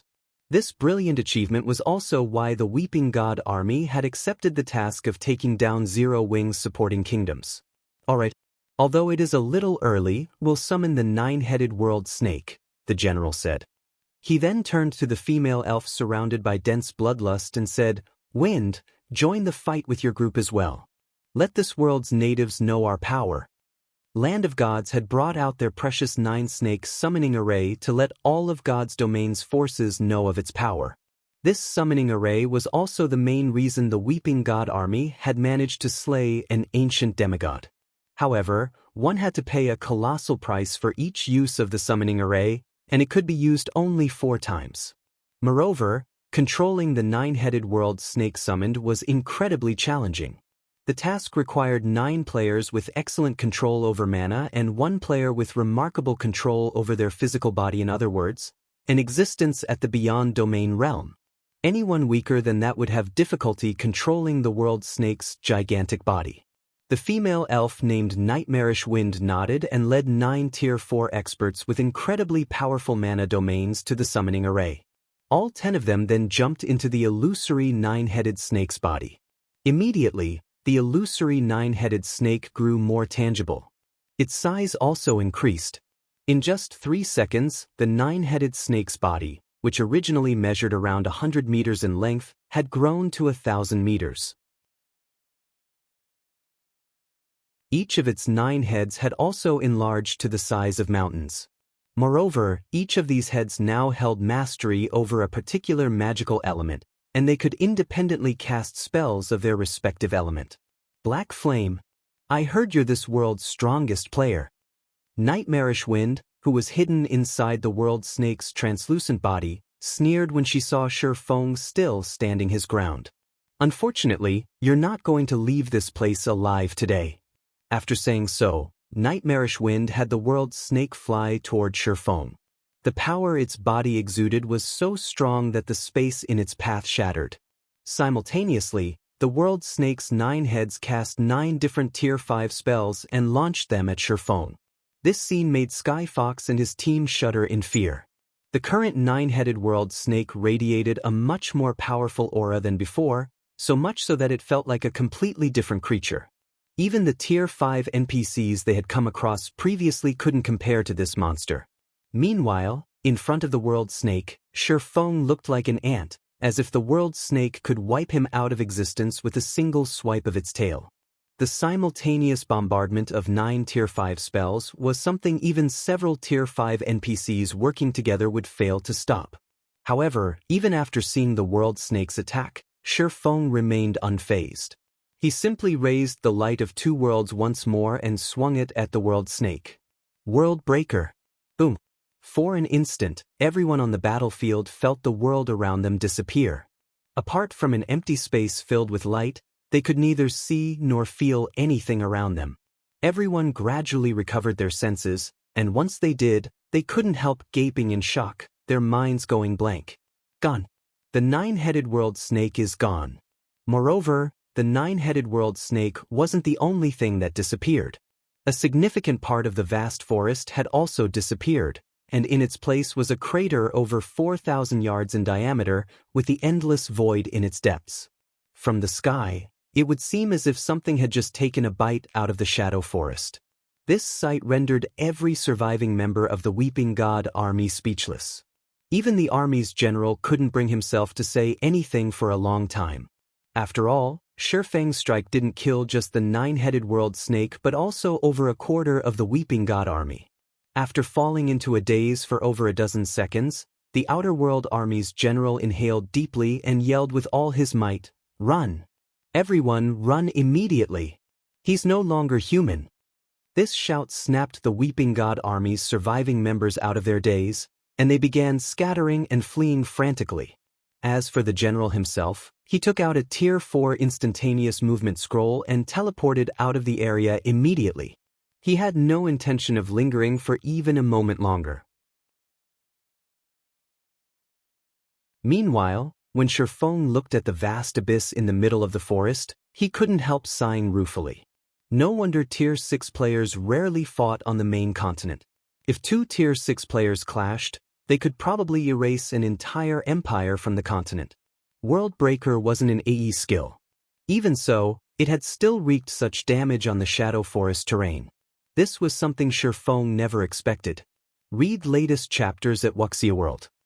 After dealing a devastating blow to the Outer World Army, Shi Feng showed no interest in hunting down the fleeing players. That would simply be too tedious. Moreover, his attack had killed at least 70% of the Outer World Army's Tier 4 players, allowing him to level up to level 174. It was easy to surmise just how many Tier 4 and Tier 3 players he had killed. Meanwhile, players killed by a Tier 6 attack wouldn't be able to log into the game for some time. Even if a Tier 6 attack didn't specifically target the soul, it would still cause significant damage to souls. Hence, players killed by Tier 6 attacks would get barred from the game for some time, and their souls would fall into a weakened state for 5 or 6 days afterward. Shi Feng flew back to the Crimson Dragon flying ship and returned to Sky Spring City, leaving behind the fleeing Outer World Army and the stupefied members of Sky Fox's party in the Shadow Forest.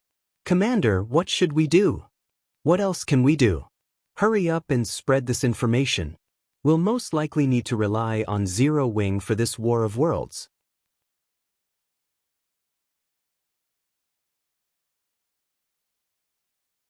Chapter 2903, Fame Shakes God's Domain Dark Knight Empire, Winter Night Border Fortress. With the opening of the Second War of Worlds, the Outer Worlds NPC army had appeared at the borders of many of the Eastern Continent's kingdoms and empires. Although no full-blown battles had taken place yet, many skirmishes had occurred already. Guild Leader Lu, "I'm afraid things will be troublesome this time. The Outer Worlds NPC army is much larger than we anticipated. Although the Outer World player army we have to deal with is much smaller than those at the other empires, we'll still face a tough fight, even if we work together with the Empire's army." Hidden Cloud, the 5th floor master of the Super Guild 9 Heavens Pavilion, said with a frown as he read the latest report on the Outer World's NPC army. "If we can't even hold our side, there's no need to mention pushing back the Outer World's NPC army and taking Zero Wing's 2 cities in the Orc Empire." During the First War of Worlds, both sides had gathered all their forces at one location for a decisive battle. However, the Outer Worlds NPC army had acted differently this time, splitting into several dozen smaller groups and invading multiple kingdoms and empires simultaneously. Many of their targets were even empires holding strategic locations on the Eastern continent. The forces the Outer World NPCs had invested into this second war were on a whole other level compared to before. Thus, Many of the eastern continent's kingdoms and empires had no choice but to focus on defending their own territory. In this situation, even if the Twin Towers Kingdom and Star Moon Kingdom fell, Starlink and its several allied superpowers wouldn't be able to get the eastern continent's various kingdoms and empires to retake Star Moon Kingdom. And if Star Moon Kingdom remained in the Outer World NPC's hands, taking Zero Wing's lost Ancient Rock City and Silverwing City would also be impossible. You can rest assured, Brother Cloud. According to the information I got, the several kingdoms neighboring the Dark Knight Empire that aren't under attack are already mobilizing their troops to the Dark Knight Empire, Lu Tiandi said, assuaging Hidden Cloud's worries. Once these kingdoms' armies arrive, combined with the players we have here, defending against the Outer World's NPC army shouldn't be difficult. As for Zero Wing's 2 guild cities, it doesn't matter even if we can't acquire them fully as planned. Once the Twin Towers Kingdom falls, Zero Wing will have to beg us to help defend Star Moon Kingdom to keep those 2 cities. At that time, let alone obtaining shares to those 2 guild cities, we might even be able to acquire shares for Zero Wing City. After hearing Lu Tiandi's words, Hidden Cloud nodded in agreement. Although there was a slight change to their plans, the overall situation remained in their favor. The Dark Knight Empire had an advantage in players over the Outer World army, so it wouldn't be difficult to repel the enemy. After all, players did not fear death, unlike NPCs.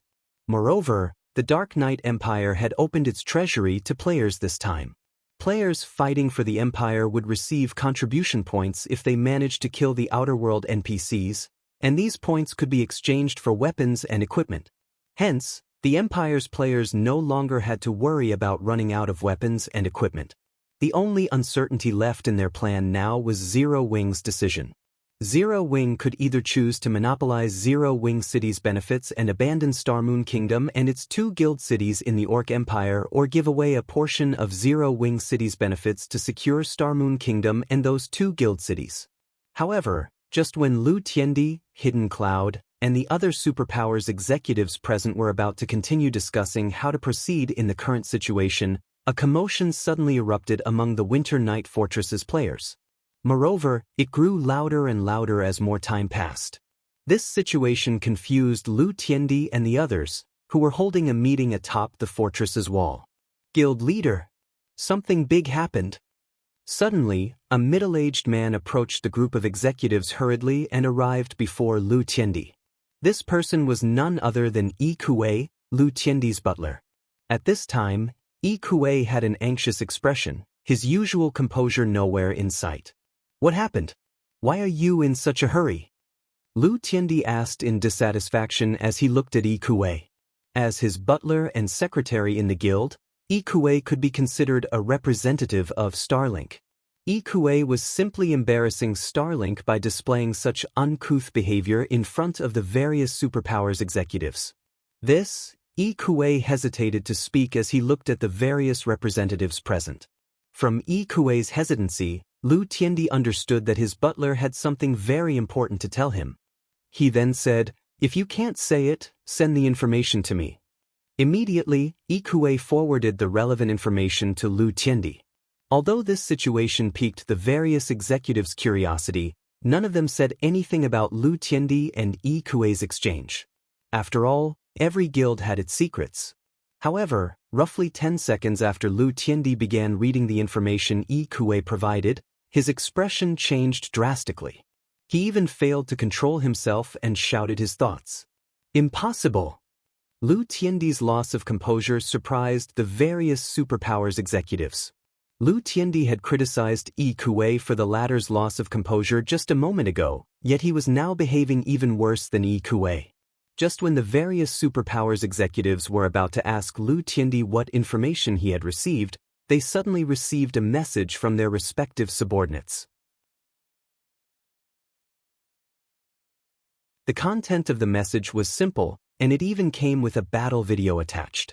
When the various executives played the battle video, what first entered their eyes was a man swinging a sword at one of the Outer World's player armies. However, the next moment, both a gigantic 9-headed snake and over 1/4 of the player army vanished along with a significant portion of the forest. Afterward, the remaining Outer World players scattered and fled the area. As for the man, he returned to the flying ship behind him and departed the area as well. A Crimson Dragon flying ship? Is he Black Flame? Questions and shock flooded the heads of the various superpowers executives.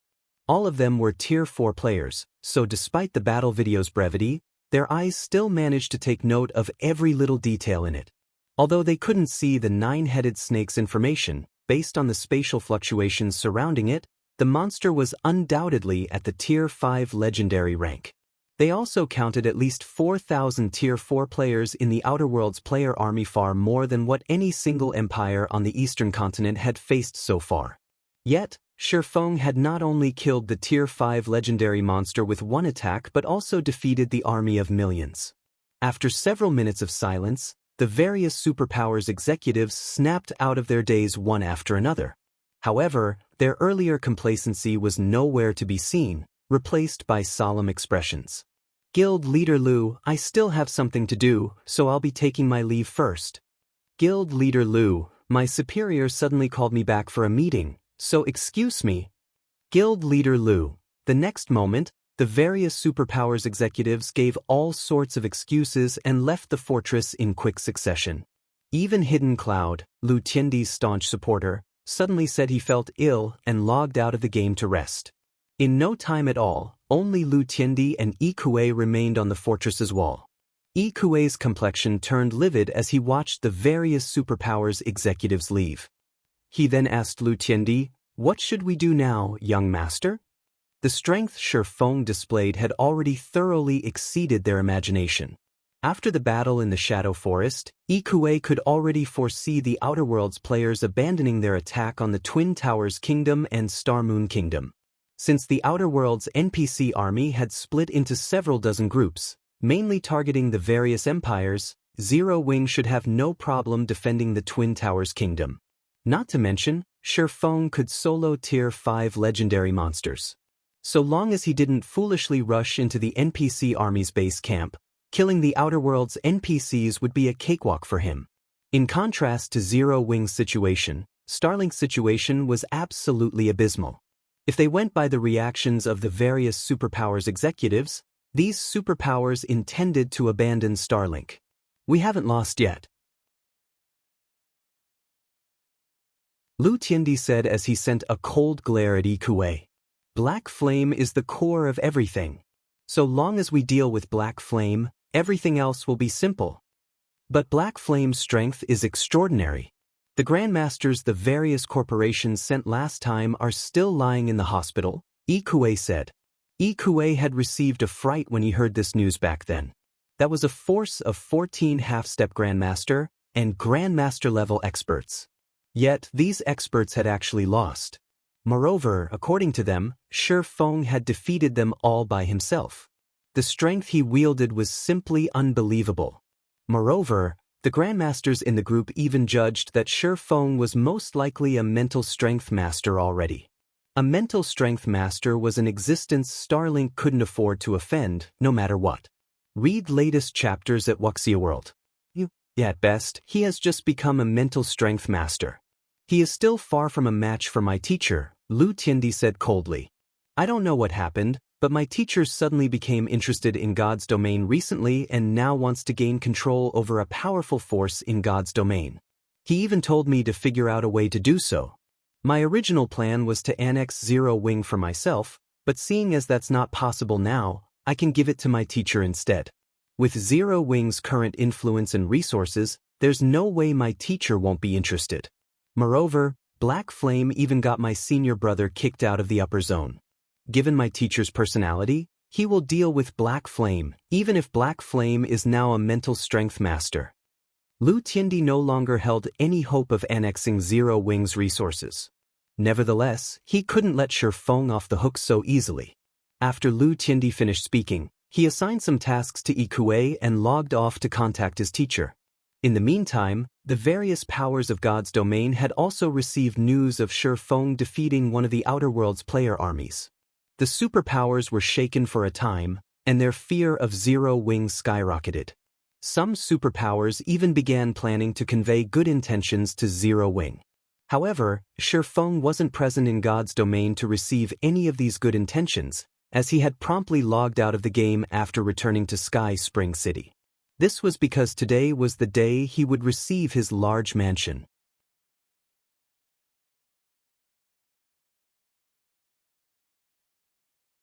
Chapter 2904, Changing Times Yuan City's Upper Zone, Base Layer, Upper Class Mansion District. Brother Shi, I really have to congratulate you this time. This large mansion is the last one available in the base layer. You probably can't get another one in Yuan City's upper zone even if you want to in the future, Han Yifeng said when he saw Shi Feng registering himself as the owner of the mansion in front of him. Looking at the three-story mansion, which occupied an area as large as half a football field, he couldn't repress his envy as he said, "You're only one of 3 people to own a large mansion as an individual in Yuan City's upper zone." The base layer's 10 large mansions didn't just have the best position and environment. They also served as a status symbol. The only reason Han Yifeng got to stay in a large mansion himself was his status as the 5 states corporation's heir. The other members of his family, even those with excellent performance, could stay in the large mansion for only a short period. In comparison, Shi Feng had purchased a large mansion all by himself. Moreover, he wouldn't have any people disturbing his peace. The heirs and heads of the base layer's various corporations would be green with envy once they heard about this. The last one? Shi Feng was a little surprised. Weren't there 2 left before? Did someone buy the other one during this time? Mitchum. They concluded the purchase yesterday, Han Yifeng said, nodding. Sighing ruefully, he continued, "Moreover, you might very well know the person who bought it." "I know them." Shi Feng grew even more surprised. There were only 10 large mansions in the base layer. Even a powerful organization like the Boulder Corporation didn't have the ability to purchase one. He found it truly hard to imagine that any of his acquaintances did. "You might not know her in real life, but you've probably heard of her in God's domain," Han Yifeng said, chuckling. "Does the name Endless Scars or Wang Xianxia ring any bells? The midnight tea party she belongs to is currently the target of recruitment of even the 5 great super guilds. Rumors say that she has already developed her mana body to the 120% completion rate, and she can probably get promoted to Tier 5 at any time." "It's her." Shi Feng was startled. He had a general idea of Endless Scars' identity. He was sure that she was the princess of a major corporation and that she might live in the upper zone. However, he never thought that Endless Scars would hold such great strength in the upper zone that she could afford a large mansion. "It seems you do know her." Looking at Shi Feng's surprised expression, Han Yifeng smiled and said, "She's quite something. You can even say that she's astounding. She managed to buy that mansion this time not because of her family but because her senior brother gifted it to her." "Gifted?" Shi Feng was flabbergasted. He had spent a lot of 7 luminaries crystals to purchase a large mansion, and he didn't know how much time he would need to collect so many crystals again. That's right. It's because she has incredible talent. A big shot in the middle layer recently took her in as his student. I heard that this big shot even paid a high price to borrow a middle layer reserve slot for her to help her break through to Mental Strength Master, Han Yifeng said, a hint of envy appearing in his eyes. "I have to admit that her talent is truly astonishing. She's been labeled the best talent Yuan City's upper zone has seen in the past 100 years. Once she reaches the middle layer, she'll probably take only a few months to become a mental strength master. And with her talent, beauty, and a middle layer big shot supporting her, she naturally became the target of pursuit of many of the upper zone's youths. One of them is Qin Bai, her senior brother. Qin Bai is also an extraordinary talent. He successfully broke through and became a mental strength master 2 years ago, the youngest mental strength master in Yuan City's upper zone in the past 20 years. Because Wang Qianhen arrived at Yuan City's upper zone only recently, Qin Bai bought a large mansion as a temporary residence for her to adapt to the lifestyle here. Having spoken up to this point, Han Yifeng, who was normally indifferent to his surroundings, betrayed some yearning for the woman named Wang Qianhen. After all, mental strength masters were incredibly rare, and a beautiful mental strength master was rarer. However, before Han Yifeng could fantasize for long, Shifeng interrupted him, asking, "Young Master Han, do I need to go through any procedures to let other people live in this mansion long-term?" Fang Shihan had transferred 10 upper zone reserve slots, and he had already assigned them to Fire Dance and the others. The ordinary housing unit couldn't accommodate them all. Meanwhile, one would enjoy vastly different treatment depending on whether one had housing or not. A housing status didn't just signify that one had lodging, it also determined the exercise equipment and food one could gain access to, among other things. Those without housing could only enjoy the most common training facilities and food. If one wished to eat better food or rent the upper zone's high-tech training facilities, one needed to have housing status. "There are some," Han Yifeng said, nodding. "All you need to do is register their identities at the Green God Tower. If you're not familiar with anyone there, you can come with me. It so happens that I also need to register someone to my mansion." At this point, Han Yifeng no longer dared underestimate Shifeng. In fact, he had even begun placing great importance on Shifeng. Shifeng's defeating multiple Henglian grandmasters all by himself aside, just the position and resources Zero Wing currently held in God's domain already made the guild worthy of befriending for the upper zone's various organizations. After all, 7 luminaries crystals couldn't be acquired easily in God's domain. "I'll have to trouble you then, young Master Han," Shifeng said. Although Shifeng understood Han Yifeng's motives, he didn't reject the other party's goodwill. His partnership with Han Yifeng might be a long-term one, as he was severely lacking in resources and trade points. Meanwhile, the 5 States Corporation possessed great influence in Yuantian City's upper zone. There should be a lot of things they could partner on in the future. Following this, Han Yifeng gave Shifeng a rundown on the basics of the large mansion. Then, the two made their way to the Green God Tower. The Green God Tower's lobby was as crowded as ever. Members of corporations and internal members of the Green God Company were lined up, waiting to exchange for various potions. These people easily numbered over 1,000, and more were still joining the line. The situation at the housing registration counter wasn't the slightest bit inferior either. When Shifeng and Han Yifeng entered the exchange center, a young and beautiful girl wearing a short-sleeved t-shirt and denim shorts noticed them. She immediately strode over with her long legs and approached them in a sprightly manner. Upon seeing the approaching girl, Han Yifeng turned to Shifeng and said, "This is my younger cousin, Han Rongrong. The family recently decided to have her live in the mansion because of her talent." When Shifeng saw the lively girl in front of him, he was somewhat surprised. Firstly, it was because of Han Rongrong's talent. From what he could tell, the girl was only around 16 or 17 years old, yet she had already reached the half-step Henglian Grandmaster standard. Secondly, it was because Han Rongrong's appearance resembled the famous Chaos Witch of his previous life. Although Chaos Witch was labeled a witch, she didn't actually play a magical class in God's domain. Instead, she was a guardian knight. Unlike Gentle Snow and Phoenix Rain, who had risen to fame early on in God's domain, Chaos Witch had joined God's domain 2 years after its launch. However, her rise was rapid, getting promoted to Tier 5 in less than 2 years. She had also become one of God's domain's 12 sacred guardian knights and had been only half a step away from getting promoted to Tier 6. "Hello. My name is Han Rongrong. I heard a lot about you from my cousin. He says you're very strong.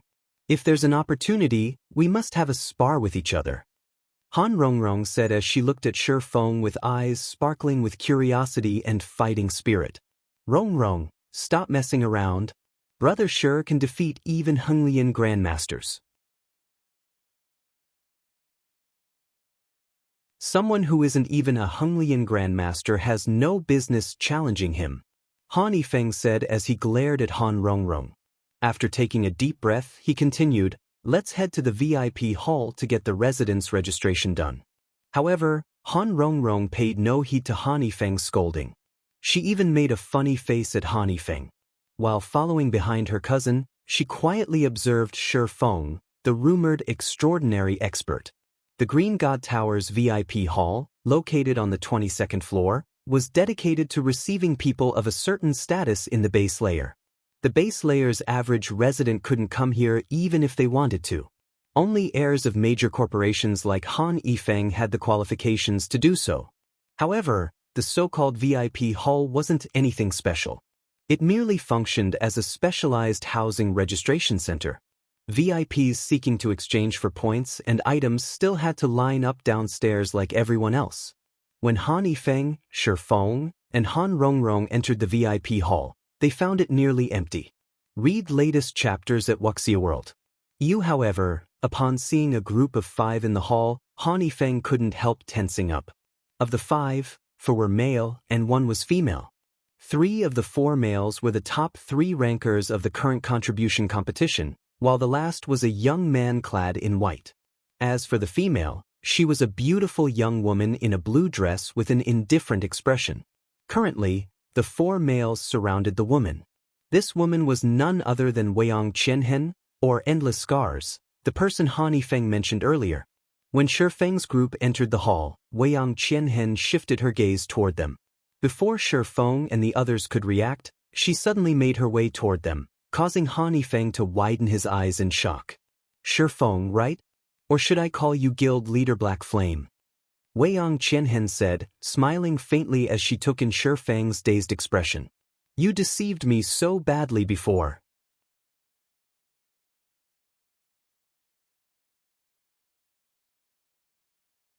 Chapter 2905, High-Grade Authority. When Wuxia and Xianxia finished speaking, both the men tagging along with her and Han Yifeng turned to look at Shi Feng in disbelief.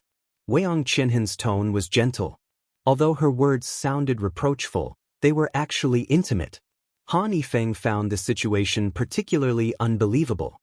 He looked at Shi Feng as if he was looking at a monster, his mouth nearly failing to close properly. Wuxia and Xianxia currently enjoyed a lofty position in Yuantian City's upper zone, far out of even the 5 states' corporations' reach. Many youths in Yuantian City's upper zone could only dream of getting acquainted with Wuxia and Xianxia, let alone having her strike up a conversation with them. Previously, when Han Yifeng spoke with Shi Feng about Wuxia and Xianxia, he thought Shi Feng only knew of the woman's existence. After all, the Midnight Tea Party was extremely famous in God's domain as one of the best adventurer teams in the game. Anyone with a reliable information network in God's domain would have heard of it. Han Yifeng never thought that the two of them were actually acquaintances and shared a good relationship. Meanwhile, in response to Wuxia and Xianxia's questioning, Shi Feng smiled bitterly and said, "It seems I've made a fool of myself in front of Miss Wuxia. However, I was forced by circumstances to hide my true identity back then."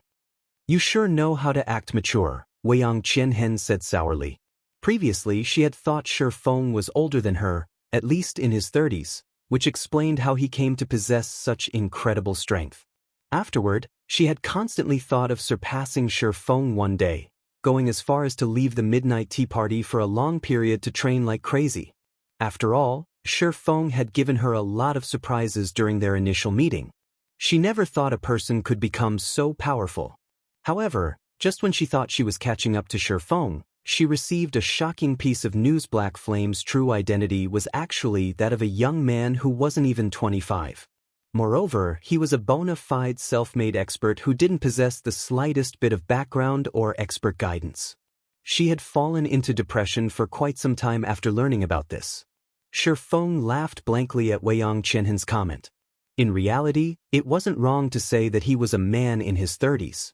After all, he had been one when he reincarnated. It's been a while since we met, and it seems you've undergone an amazing transformation. You're now a celebrity in Yuantian City's upper zone. Me? That's where you are wrong. Wuxia and Xianxia shook her head. She then pointed at the white-clad youth nearby and said, "I'd better introduce you to my senior brother." When Wuxia and Xianxia said the words, "senior brother," she deliberately emphasized the word, "senior," causing the white-clad youth to smile bitterly before walking over. And this is... When Shi Feng looked at Qinbai, he found the white-clad youth somewhat familiar. He felt as if he had met the other party somewhere before, yet he couldn't recall where. "Hello, Guild Leader Black Flame. We meet again," Qinbai greeted with a smile. "Again? Have we met before? Shi Feng grew confused when he saw Qin Bai greeting him like an old acquaintance. Of course you've met. He likes to act mature, exactly like you. Wang Qianhen said as she glared at Qin Bai, gritting her teeth slightly. Smiling awkwardly, Qin Bai said, "Let me introduce myself. You can call me by my real name, Qin Bai. You can also call me by my game ID, Breeze Wine." Breeze Wine? You're Breeze Wine? Shi Feng was startled when he heard Qin Bai's words. Breeze Wine was the Midnight Tea Party's commander, someone Shi Feng had met and was relatively familiar with. However, the white-clad youth in front of him had a completely different look and bearing from Breeze Wine's wildness and boldness. While Shi Feng was feeling surprised, Han Yifeng, who stood beside him, was deeply shocked. Qin Bai was not only a mental strength master but also the youngest mental strength master in Yuantian City's upper zone. Who would have thought that a mental strength master was actually the commander of a 20-man adventurer team? Yet, God's Domain's various super first-rate guilds and super guilds had ignorantly used threats against the Midnight Tea Party to recruit the adventurer team. Those superpowers were simply tired of living. Don't mind it, Qin Bai said awkwardly when he saw the surprise on Shi Feng's face. I wasn't hiding it. Playing God's Domain is just one of my hobbies. After hearing Qin Bai's introduction, Shi Feng finally understood how Wang Qianhen managed to catch the eye of a middle-layer big shot. It was very likely due to Qin Bai's introduction. Shi Feng also understood why the Midnight Tea Party wasn't afraid of the various superpowers and could continue existing all this time. With Qin Bai's status, which superpower in God's Domain would dare offend him?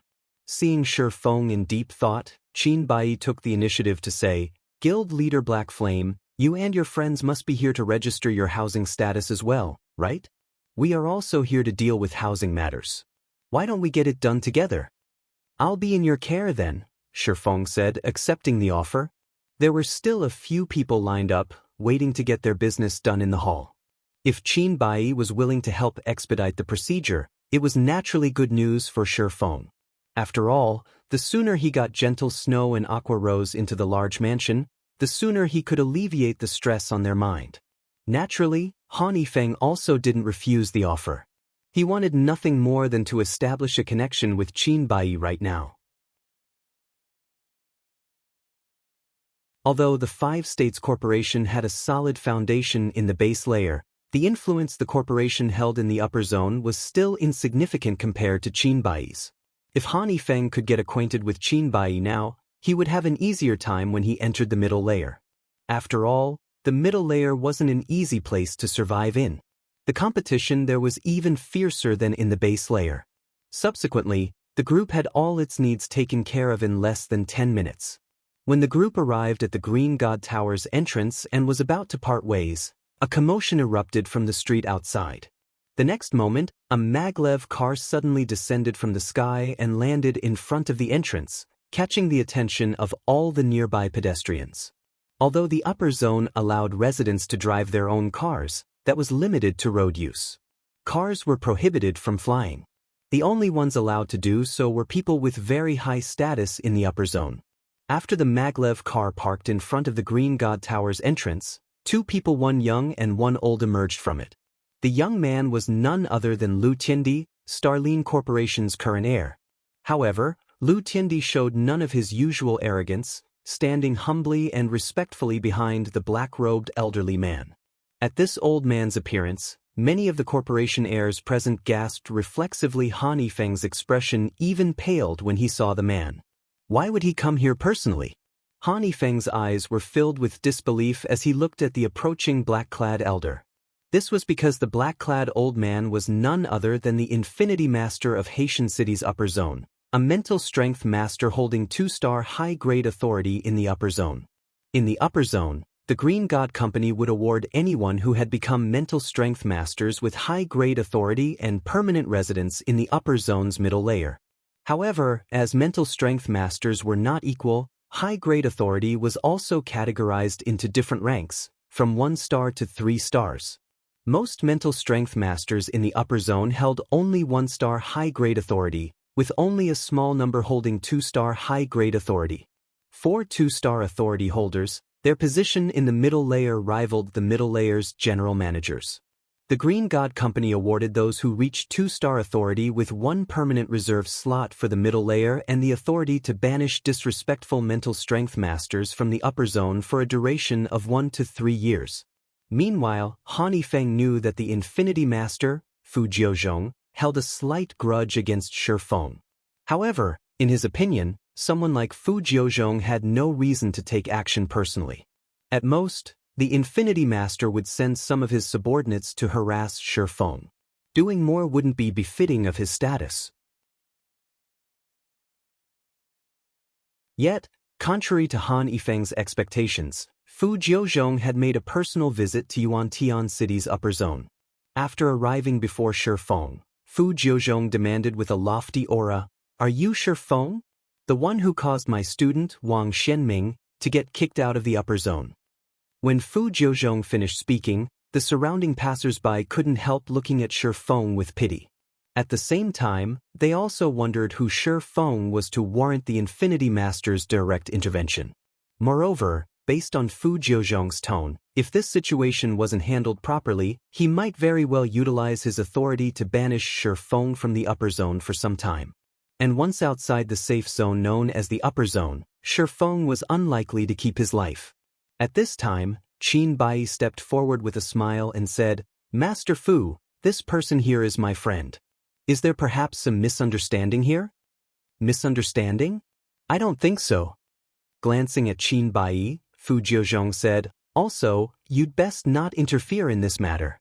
I don't care, even if you have your teacher's support. Master Fu, although you have 2-star high-grade authority, this is Yuantian City's upper zone." Qin Bai said with a solemn look. Read latest chapters at Wuxia World. Qin Bai felt a little helpless against Fu Jiuzhong right now. He was but an entry mental strength master, no match for a veteran like Fu Jiuzhong. Only his teacher could possibly put up a fight against the Infinity Master. After all, the 2-star high-grade authority wasn't just a status symbol for a mental strength master. It also symbolized strength. So what? Fu Jiuzhong sneered. "Let alone you, even if your teacher personally shows up now, I still won't give a damn. You." Qin Bai was helpless at the moment. If Fu Jiuzhong intended to abuse his authority now, Bai Qini wouldn't be able to do anything about it with only his 1-star high-grade authority. After all, these were the Green God Company's rules. As for what kind of excuse Fu Jiuzhong would give to get the Green God Company to banish Shi Feng from the upper zone, he could simply trump up random offenses. However, as Qin Bai was thinking of how to buy time and get his teacher to come and help, Shi Feng suddenly stepped forward. "Wang Xianming, is it?" Looking at Fu Jiuzhong, Shi Feng responded neither humbly nor arrogantly, "If you're talking about that home intruder, I am indeed the one who handed him over to the Green God Company. May I know what guidance you have to provide, Master Fu?"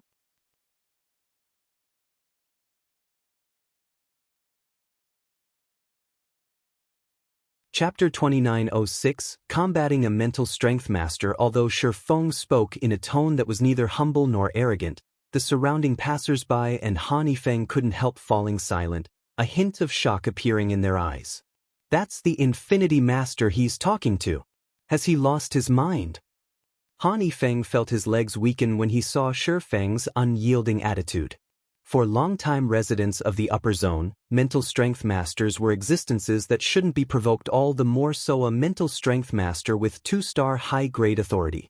Even the base layer's top-ranking organizations wouldn't dare to offend such an existence. Mental strength masters with 2-star authority could not only banish people from the upper zone for long periods but also teach those who offended them a lesson with little to no repercussions.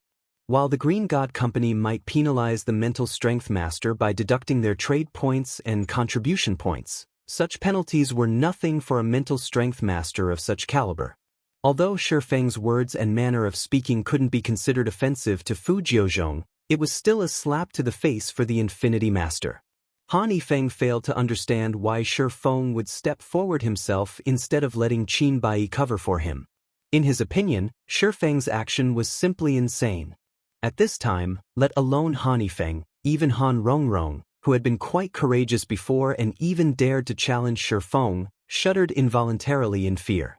This was because a bone-biting chill was enveloping her entire body right now. Killing intent. This was a frightening killing intent Han Rongrong had never experienced before. The killing intent was so intense that Han Rongrong, a half-step Honglian grandmaster, had the illusion that she would get killed the next moment. Her terror was so overwhelming that it had taken over her body, making her tremble despite herself. So, this is the strength of a 2-star master? Wei Yang Qianhen revealed an indescribably grim expression as she looked at Fu Jiuzhong, feeling somewhat uncomfortable before the Infinity Master's mental deterrence. She had sparred with Qin Bai previously, so she wasn't completely ignorant of the strength of mental strength masters. However, compared to Qin Bai, Fu Jiuzhong was on a completely different level. From sparring with Qin Bai, she had come to understand that his mental perception and brain activity were vastly superior to hers. If he was willing to pay the price, he could even increase his brain activity and perception sensitivity by more than 10-fold at will, allowing him to make inhuman reactions. Fu Jiuzhong, on the other hand, wasn't just capable of simply boosting his thinking speed, he could already influence others with his mental will. It was akin to employing powerful hypnosis on his opponents. Most importantly, this mental deterrence wasn't directed at her but merely spillover. She found it truly hard to imagine what kind of hell the actual target of Fu Jiuzhong's mental power was experiencing right now. Of those present, only Qin Bai fared slightly better. Even so, he was still affected by Fu Jiuzhong's mental deterrence. Damn it! It's over! Fu Jiuzhong has actually broken through to that stage already. There's no way someone who hasn't reached the level of a mental strength master can resist this mental deterrence. Qin Bai inwardly cursed the situation as he endured Fu Jiuzhong's mental deterrence. In Qin Bai's opinion, Shi Feng was an excellent seedling. Not only did Shi Feng become a neutralizing grandmaster at a young age, but his mental strength standard had already reached the peak of the special grade. According to the report he received, Shi Feng had even defeated several Honglian grandmasters simultaneously. With such ability, Shi Feng might very well be only half a step away from becoming a mental strength master. Originally, Qin Bai planned to learn more about Shi Feng and then introduce Shi Feng to his teacher. However, all of his plans were ruined now. Mental deterrence was something that liberated a person's deepest fears. For this reason, it was normal for the minds of people subjected to mental deterrence to collapse. If a person had weak willpower, they might even die on the spot. Even people with very strong willpower would suffer trauma when subjected to mental deterrence, which would impact their future mental growth. Normally, only 3-star mental strength masters could exhibit mental deterrence. Although Fu Jiuzhong's mental deterrence wasn't as strong as an actual 3-star master's, his use of this technique proved that he was already close to reaching the 3-star standard. He might have already taken a step into the stage. However, when Qin Bai turned to look at Shi Feng, he was stunned. How is this possible? Fu Jiuzhong had clearly directed his mental deterrence at Shi Feng. Yet, apart from wearing a slightly solemn expression, Shi Feng showed no fear or discomfort on his face. It was evident that he could withstand the Infinity Master's mental deterrence. In fact, he was enduring it much better than even Qin Bai. Ha! Fu Jiuzhong remained mostly unfazed even after seeing Shi Feng's reaction, sneering, "I initially had suspicions when I heard Tiandi say you might have become a mental strength master already, but I didn't think you had really become one." When Fu Jiuzhong finished speaking, everyone present turned to Shi Feng in disbelief. Han Yifeng, in particular, was thunderstruck by this revelation. Is he still human? The first time Han Yifeng met Shi Feng, the latter was merely the guild leader of a large guild. Although Shi Feng possessed some strength at the time, it was still insignificant in Han Yifeng's eyes. The next time they met, Shi Feng had already become a resident in the upper zone, with a considerable amount of resources that could be traded for contribution points. Now, Shi Feng had even become a mental strength master, an existence many corporations operating in the upper zone's base layer feared. Shi Feng's growth speed was simply out of this world. Han Yifeng wasn't the only one shocked by this revelation. Qin Bai similarly felt his heart pounding madly. A mental strength master under the age of 25? Previously, Qin Bai still had his doubts about Shi Feng being a mental strength master. However, since Fu Jiuzhong had said so, then it must be true. Nevertheless, he found it difficult to digest this information. Mental strength masters were special existences in the upper zone, the goal of countless young talents. However, typically, one could already be proud of oneself if one became a mental strength master by the age of 60 or 70. Qin Bai's achievement of becoming a mental strength master in his 30s already made him a rare talent that only appeared once every several decades in Yuantian City's upper zone. However, compared to Shi Feng, Qin Bai's achievement paled significantly. At Shi Feng's age, the growth rate of his mental strength was still at its peak. Only after the age of 30 would his growth slow than 5 years of rapid growth. If he continued developing himself, he could definitely become a 3-star mental strength master in the future, and possibly even reach the legendary Grandmaster standard. When Qin Bai thought about the possibility of introducing Shi Feng to his teacher, excitement filled his heart. However, before Qin Bai could grow excited for long, Fu Jiuzhong suddenly changed his tone and said coldly, "Your achievement of becoming a mental strength master might be excellent. But do you think you can behave arrogantly in front of me just because you've become one?" After saying so, Fu Jiuzhong suddenly punched at Shi Feng. Although Fu Jiuzhong had only executed a textbook punch, in everyone's eyes, this punch seemed to carry the power of heaven and earth. The power of this punch was unstoppable, and everyone instinctively tried to run away. Not good. Qin Bai's expression immediately underwent a drastic change. Dodge it. Fu Jiuzhong's punch didn't just exude a mighty aura that daunted others' hearts. The Infinity Master had also removed the limiters on his body to exhibit 100% of his body's strength. Moreover, he had perfectly concentrated this strength into his fist. Even a bona fide 3-star master would have difficulty blocking this punch. It was evident that after seeing Shi Feng's true potential, Fu Jiuzhong intended to cripple Shi Feng to rid himself of a future threat. Shi Feng, the target of Fu Jiuzhong's punch, understood how powerful the oncoming attack was. Fu Jiuzhong's fist wasn't the only threat like most people thought. There was also the intent from the Infinity Master's fist. Although the fist intent didn't have a tangible form, it was by no means harmless. Moreover, even if Shi Feng could evade Fu Jiuzhong's fist intent, he couldn't dodge the punch itself. And although Shi Feng didn't know how powerful Fu Jiuzhong's punch was, he had a hunch that if he allowed the fist to connect, he would end up either crippled or dead. And worse, he couldn't stop the punch with his current strength utilization technique. This was because he was currently incapable of removing all of the limiters his brain placed on his body. Read latest chapters at Wuxia World. You know, I will not let things end like this. As Shi Feng watched Fu Jiuzhong's fist moving closer and closer to him, his brain raced, thinking of ways to block the punch. When Fu Jiuzhong's fist was only half a meter away, a potentially viable technique suddenly occurred to Shi Feng, a technique he had wanted to use in the real world all this time but couldn't due to physical fitness and mental capacity limitations. Block it. With a shout, Shi Feng concentrated the strength of his body and removed the limiters on his 2 arms. He then brandished his arms as if he were brandishing swords and instantly executed the sword technique he had used thousands of times in God's domain. Swords transmigration.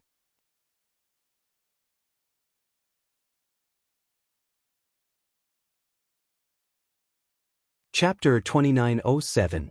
Taking on a 3-star mental strength master bang. Along with the sound of an explosion, the ambient air fluctuated, and even those standing more than 10 meters away from Shi Feng and Fu Jiuzhong felt these shock waves. The next moment, Fu Jiuzhong's punch came to an abrupt end, while Shi Feng stumbled several steps back before he managed to stabilize his body. The outcome of the initial confrontation between the 2 mental strength masters was clear for all to see. However, this result had Han Yifeng and the others looking at Shi Feng in shock and disbelief. He blocked it? How did he do it? Fu Jiuzhong's punch was akin to a behemoth's attack. One could tell how much power the punch carried just by looking at the shattered stone slabs under Fu Jiuzhong's feet. The upper zone's pavement was extraordinary, its hardness comparable to steel. Even a Wang Lin Grandmaster's full-powered attack would, at most, crack it. Yet, the stone slabs directly under Fu Jiuzhong's feet had basically disintegrated, while the adjacent slabs had web-like cracks spread across them. Fu Jiuzhong's punch could probably knock a car back over a dozen meters. The attack undoubtedly reached inhuman levels already. What did he do just now? Qin Bai stared at the uninjured Shi Feng in confusion. Compared to the other spectators, Qin Bai had a far better understanding of how much power Fu Jiuzhong's punch carried. An entry-level mental strength master would be fortunate to sustain only minor injuries from the punch, let alone emerge intact. Typically, if the average human removed all of the limiters restricting their body, they could lift an entire car. Meanwhile, Fu Jiuzhong was a mental strength master who had tempered his body over several decades. One could easily imagine how much power he could exert if he removed his limiters and concentrated all his strength into his fist. Of course, executing such a move would also place a huge burden on the body. If an ordinary person tried replicating Fu Jiuzhong's move without having absolute control over their physical body, they would most likely end up crippled afterward. This was because the limiters the brain placed was a form of protection for one's body. However, it was a different story for mental strength masters of Fu Jiuzhong's caliber. Currently, not only did Fu Jiuzhong have perfect control over his body's strength, but he could also freely turn his body's limiters on and off. So long as he turned off his limiters the moment he attacked and instantly turned them back on after executing his attack, he could minimize the damage to his body. He might even be able to offset the damage completely by using his body's resilience. And this was also what made 3-star mental strength masters so frightening. On the other hand, Shi Feng was evidently incapable of removing all of his body's limiters right now.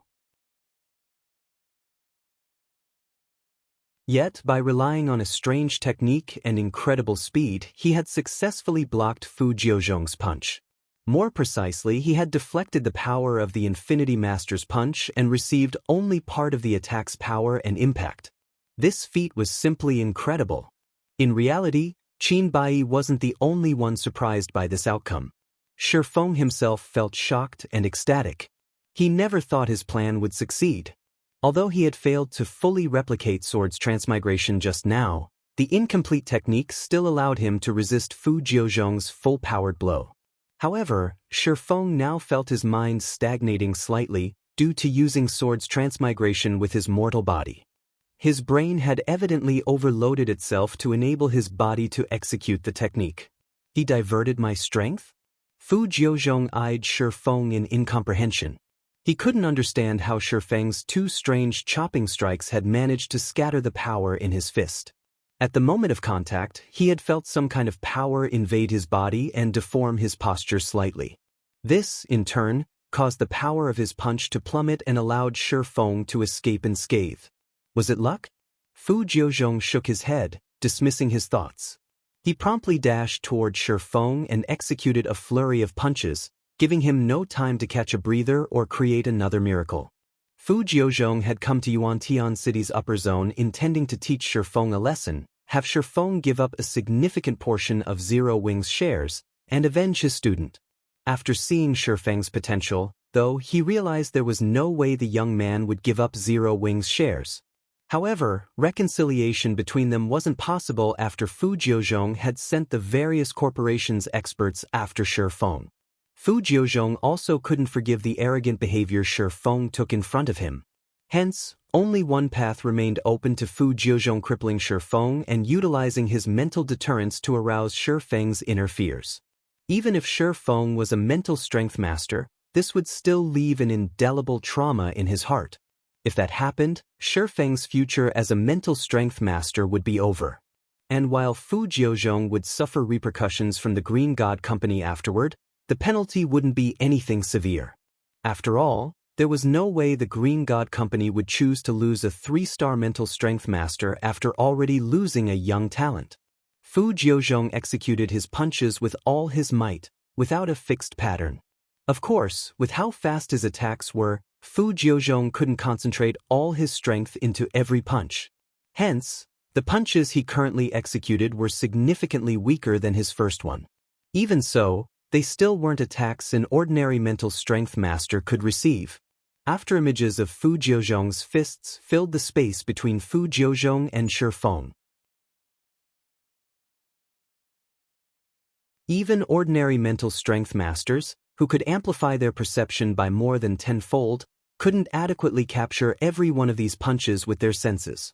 Is he nuts? Shi Feng's complexion changed as he faced Fu Jiuzhong's attacks. Even an expert of Fu Jiuzhong's caliber would suffer serious injuries if he executed so many attacks without any limiters. The fact that he was doing so was simply ridiculous. However, Shi Feng also had to admit that Fu Jiuzhong's attacks were effective. He could hardly keep up with the attacks, let alone execute swords transmigration to deflect them. When Fu Jiuzhong's punches were about to reach him, Shi Feng gritted his teeth and liberated the limiters on his muscles once more. He then brandished his arms as if they were two long swords. Swords orbit. Less than 1 meter separated Fu Jiuzhong and Shi Feng as they clashed in front of the Green God Tower.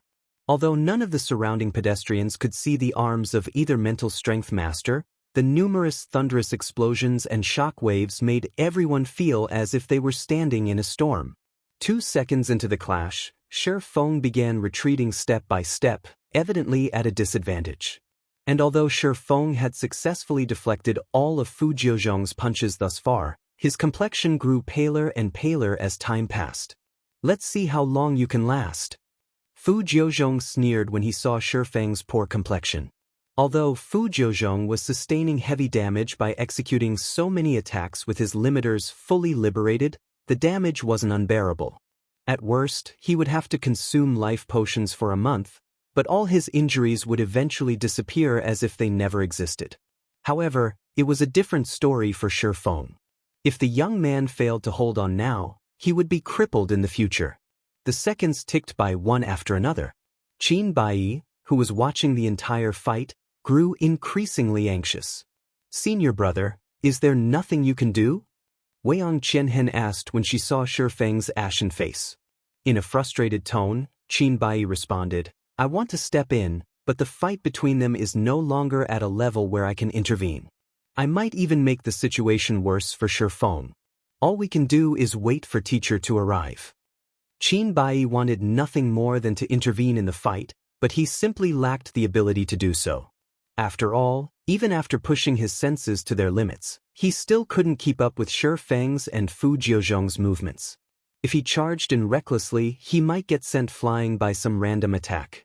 10 seconds into the fight, Fu Jiuzhong's complexion began turning red, while Shi Feng's turned deathly pale. A look of deep fatigue also surfaced in Shi Feng's eyes, and it was evident he could last only a few more seconds. Die! Fu Jiuzhong accelerated his punches when he noticed Shi Feng faltering. He planned to end the fight right here and now.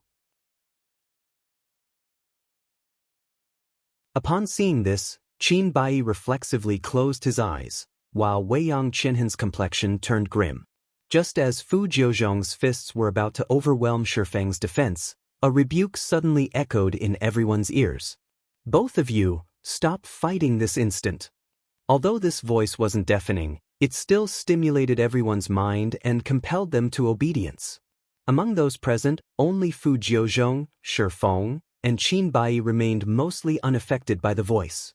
However, immediately afterward, an incomparably powerful mental deterrence assaulted Fu Jiuzhong and Shi Feng, causing them to stumble back several steps.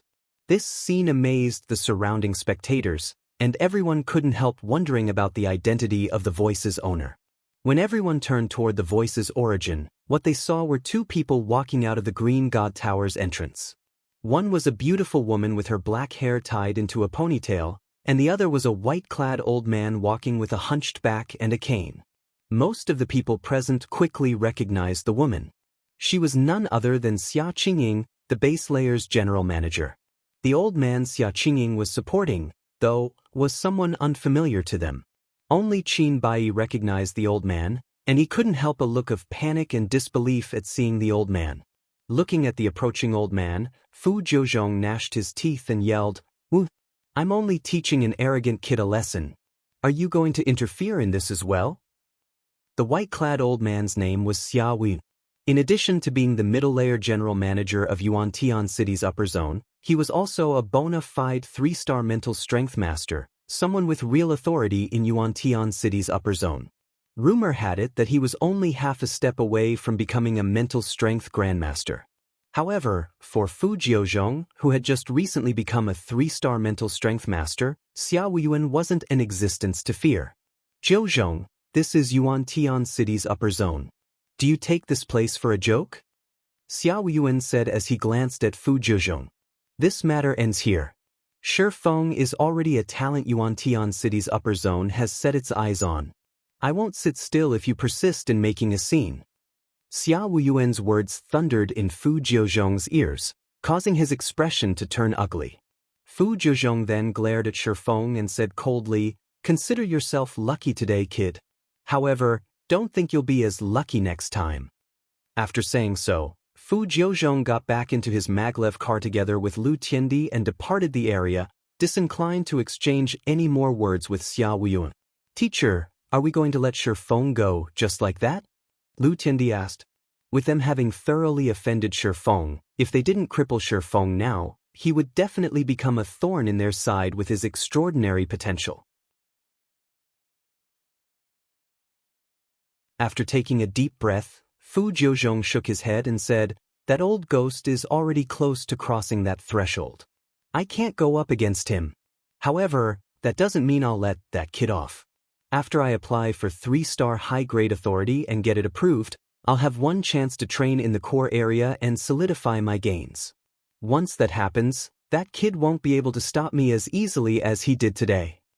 Lu Tiandi breathed out a sigh of relief at Fu Jiuzhong's words. If Fu Jiuzhong could train in the upper zone's core area even for a short period, he would definitely return stronger and would have a much easier time dealing with Shi Feng. Most importantly, Fu Jiuzhong could afford to do a lot more things once he gained 3-star high-grade authority. Read latest chapters at Wuxia World. Meanwhile, after Fu Jiuzhong and Lu Tiandi left, Shi Feng hurriedly approached Xia Qingying and Xia Wuyuan to thank them. If not for Xia Wuyuan's intervention, Shi Feng really would have succumbed to Fu Jiuzhong's attacks. "This little fellow has quite the talent," Xia Wuyuan thought to himself as he scrutinized Shi Feng. He then said, "Qingying mentioned you to me before. She said you were even more talented than Bai. I initially thought she was joking, so it is fortunate I had some business here today. Otherwise, Fu Jiuzhong would have crippled you. Thank you for helping me, Elder Xia." "Thank you as well, General Manager Xia," Shi Feng said as he looked at Xia Wuyuan and Xia Qingying nodding at Shi Feng. Xia Qingying said, "You really surprised me. Although I've long since known you would become a mental strength master sooner or later, I didn't expect you to break through in such a short time. It seems I didn't invite my grandfather here in vain."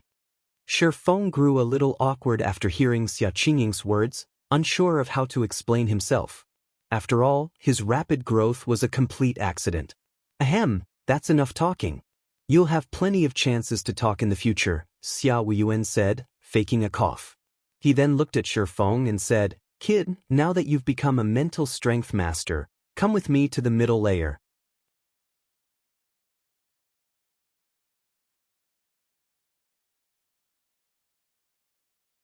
Chapter 2908, Middle Layer. "We're going to the middle layer now?" Shi Feng was a little surprised by Xia Wuyuan's words. According to his understanding, while one could indeed live in the middle layer once one became a mental strength master, one would first need to clear the Green God Company's internal test and review. One couldn't enter the middle layer simply on the assumption that one was a mental strength master already. After all, the middle layer was an incredibly important location for the Green God Company.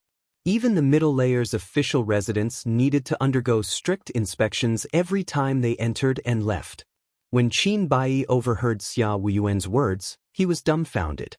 Qin Bai still remembered that after he became a mental strength master, he had to go through an incredibly troublesome process to gain access to the middle layer. Yet, Shi Feng could enter the middle layer before even receiving the Green God Company's recognition.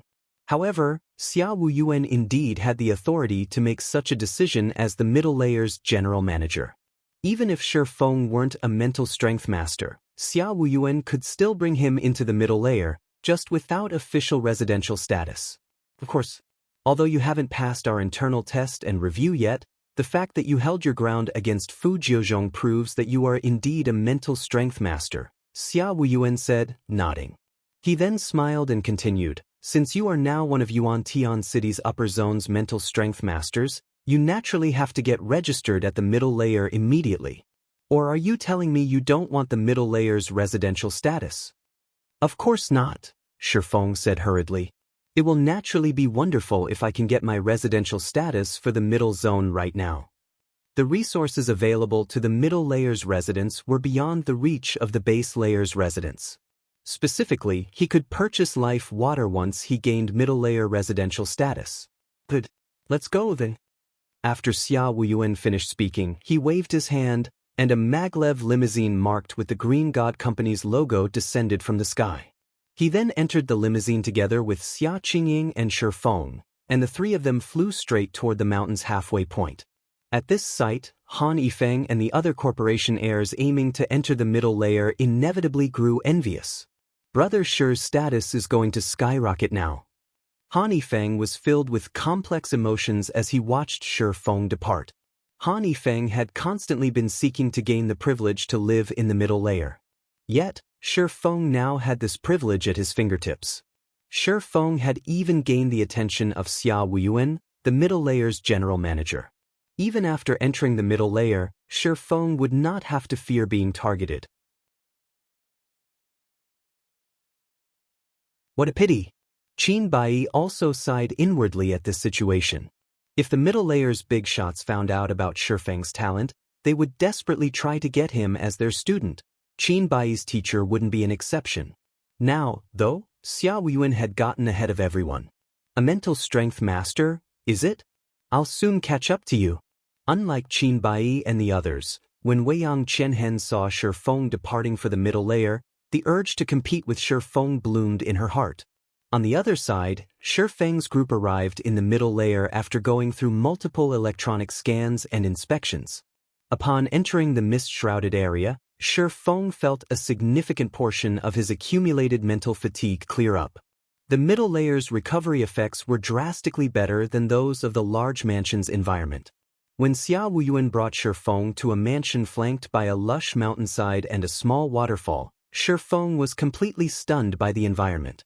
Isn't the environment here a little too amazing? It's at least twice as good as the environment I felt when I entered the middle layer.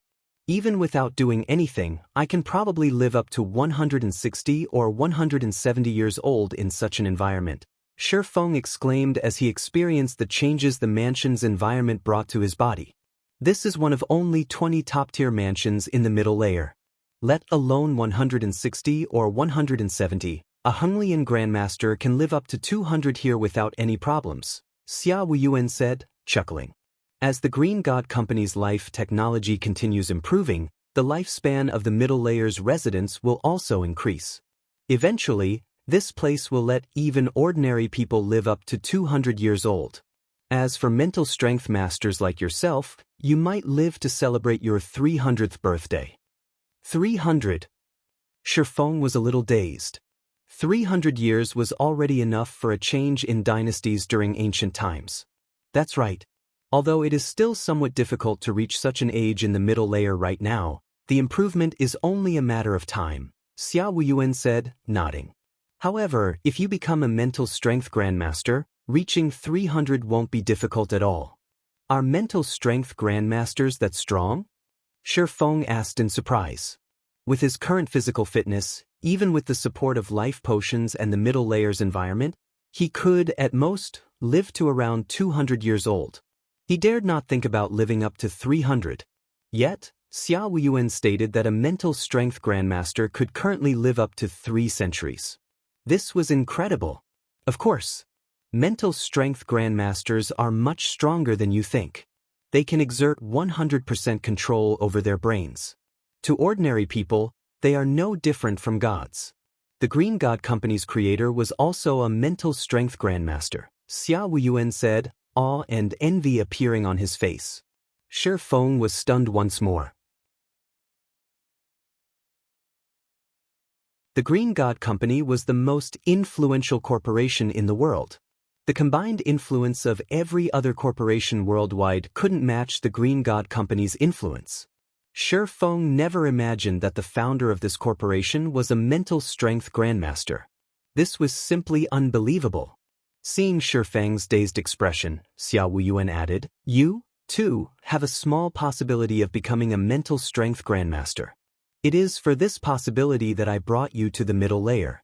Only by living here can you better develop your mental strength. Letting you remain in the base layer is simply a huge waste." Shi Feng immediately came to a realization when he heard Xia Wuyuan's words. It was no wonder Xia Wuyuan brought him straight to the middle layer without undergoing the Green God Company's test.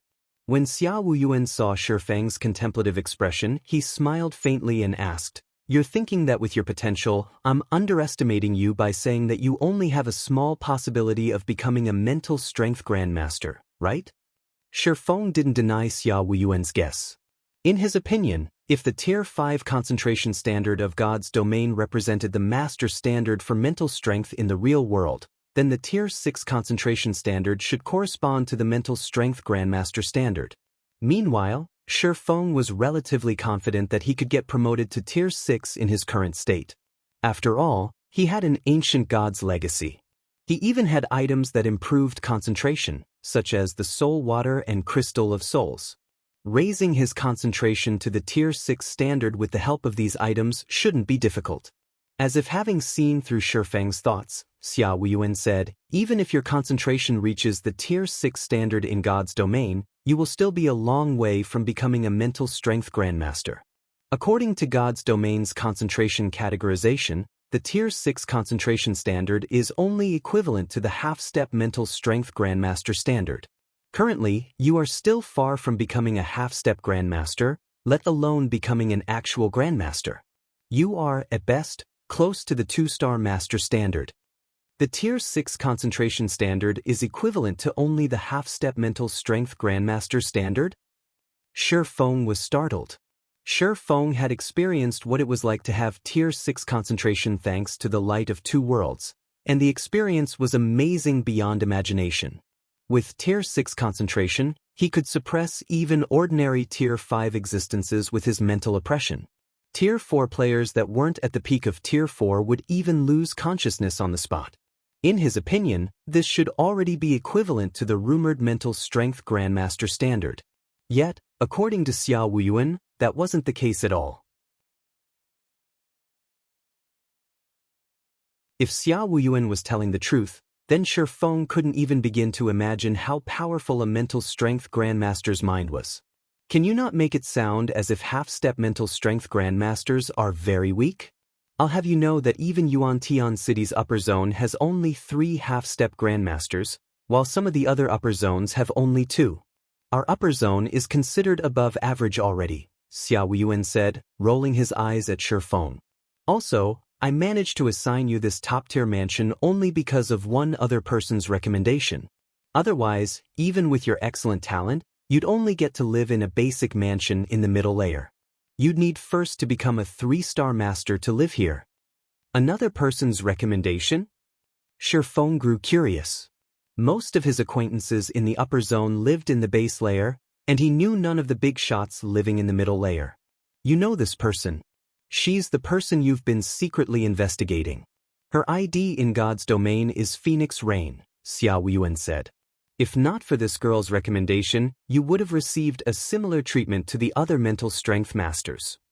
Phoenix Rain. Shi Feng was surprised. She's also living in the middle layer? What is her current condition? Shi Feng had conducted plenty of investigations into Phoenix Rain. After all, Ji Lurong was very concerned about her elder sister. However, he never managed to find any information. He never thought that he would receive news of Phoenix Rain from Xia Wei. Moreover, it was even Phoenix Rain who had recommended him to the middle layer. I can only say that it isn't good. Apart from that, there is nothing else you should know right now, Xia Wuyuan replied, shaking his head. To be precise, you still don't have the qualifications to know. Her condition isn't good? Shifeng fell into deep thought. After a moment he asked, Elder Xia, how do I get the qualifications you speak of?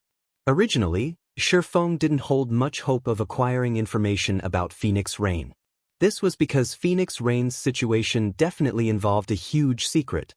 He was fortunate to obtain even this slight bit of information. But now that he was a mental strength master, if he could help Phoenix Rain, he would naturally do so. After all, Phoenix Rain had helped him a lot previously. Phoenix Rain's little sister, Jilurong, was now an important member of Zero Wing as well. There was no reason not to help. If you make a significant contribution to the Green God Company and elevate your authority to the 3-star high-grade status, you can know a little more, Xia Wuyuan said after giving the matter some thought. Significant contribution? Upon hearing that he had a chance, Shifeng asked hurriedly, May I know how many contribution points I will need for that? Significant contributions cannot be weighed using contribution points, Xia Wuyuan replied, shaking his head.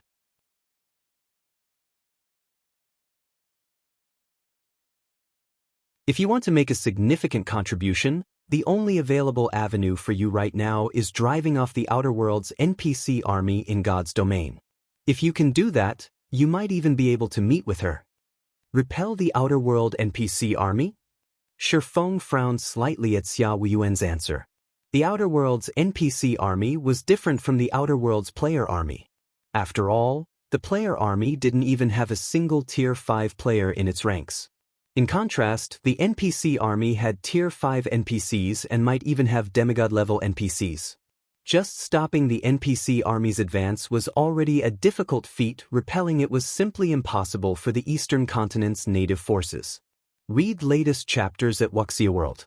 You should stop thinking about this matter and focus on developing your mental strength, Xia Wuyuan said. Although you've become a mental strength master and entered the middle layer, Fu Jiuzhong has already become a 3-star master. If he's really intent on targeting you, you'll probably have to spend the rest of your life cooped up in here. Outside of the middle layer, he'll have plenty of ways to deal with you. Shifeng nodded in agreement. Currently, the Infinity Master indeed posed a significant threat to him. If Xia Wuyuan hadn't appeared today, Shifeng definitely would have suffered severe injuries. Moreover, he couldn't stay in the middle layer or upper zone forever, as he needed to manage Zero Wing's affairs in the outside world. Elder Xia, may I know how I can purchase life water? Shifeng asked. Shifeng might not be able to leave the upper zone right now, but with Fu Jiuzhong's status and pride, the latter definitely wouldn't stoop so low as to target Zero Wing's other members. After all, none of Zero Wing's other members could pose a threat to him. And if Fu Jiuzhong targeted Zero Wing's other members, the upper zone's other residents would look down upon him.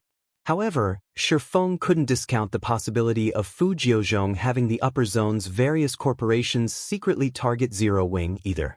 Hence, the first thing Shifeng needed to do now was let Gentle Snow and Aqua Rose recover.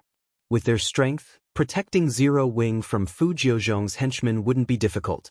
You're tuning in to the Wang Lin's Journey YouTube channel. Don't forget to subscribe and join us on this journey to catch the most captivating stories.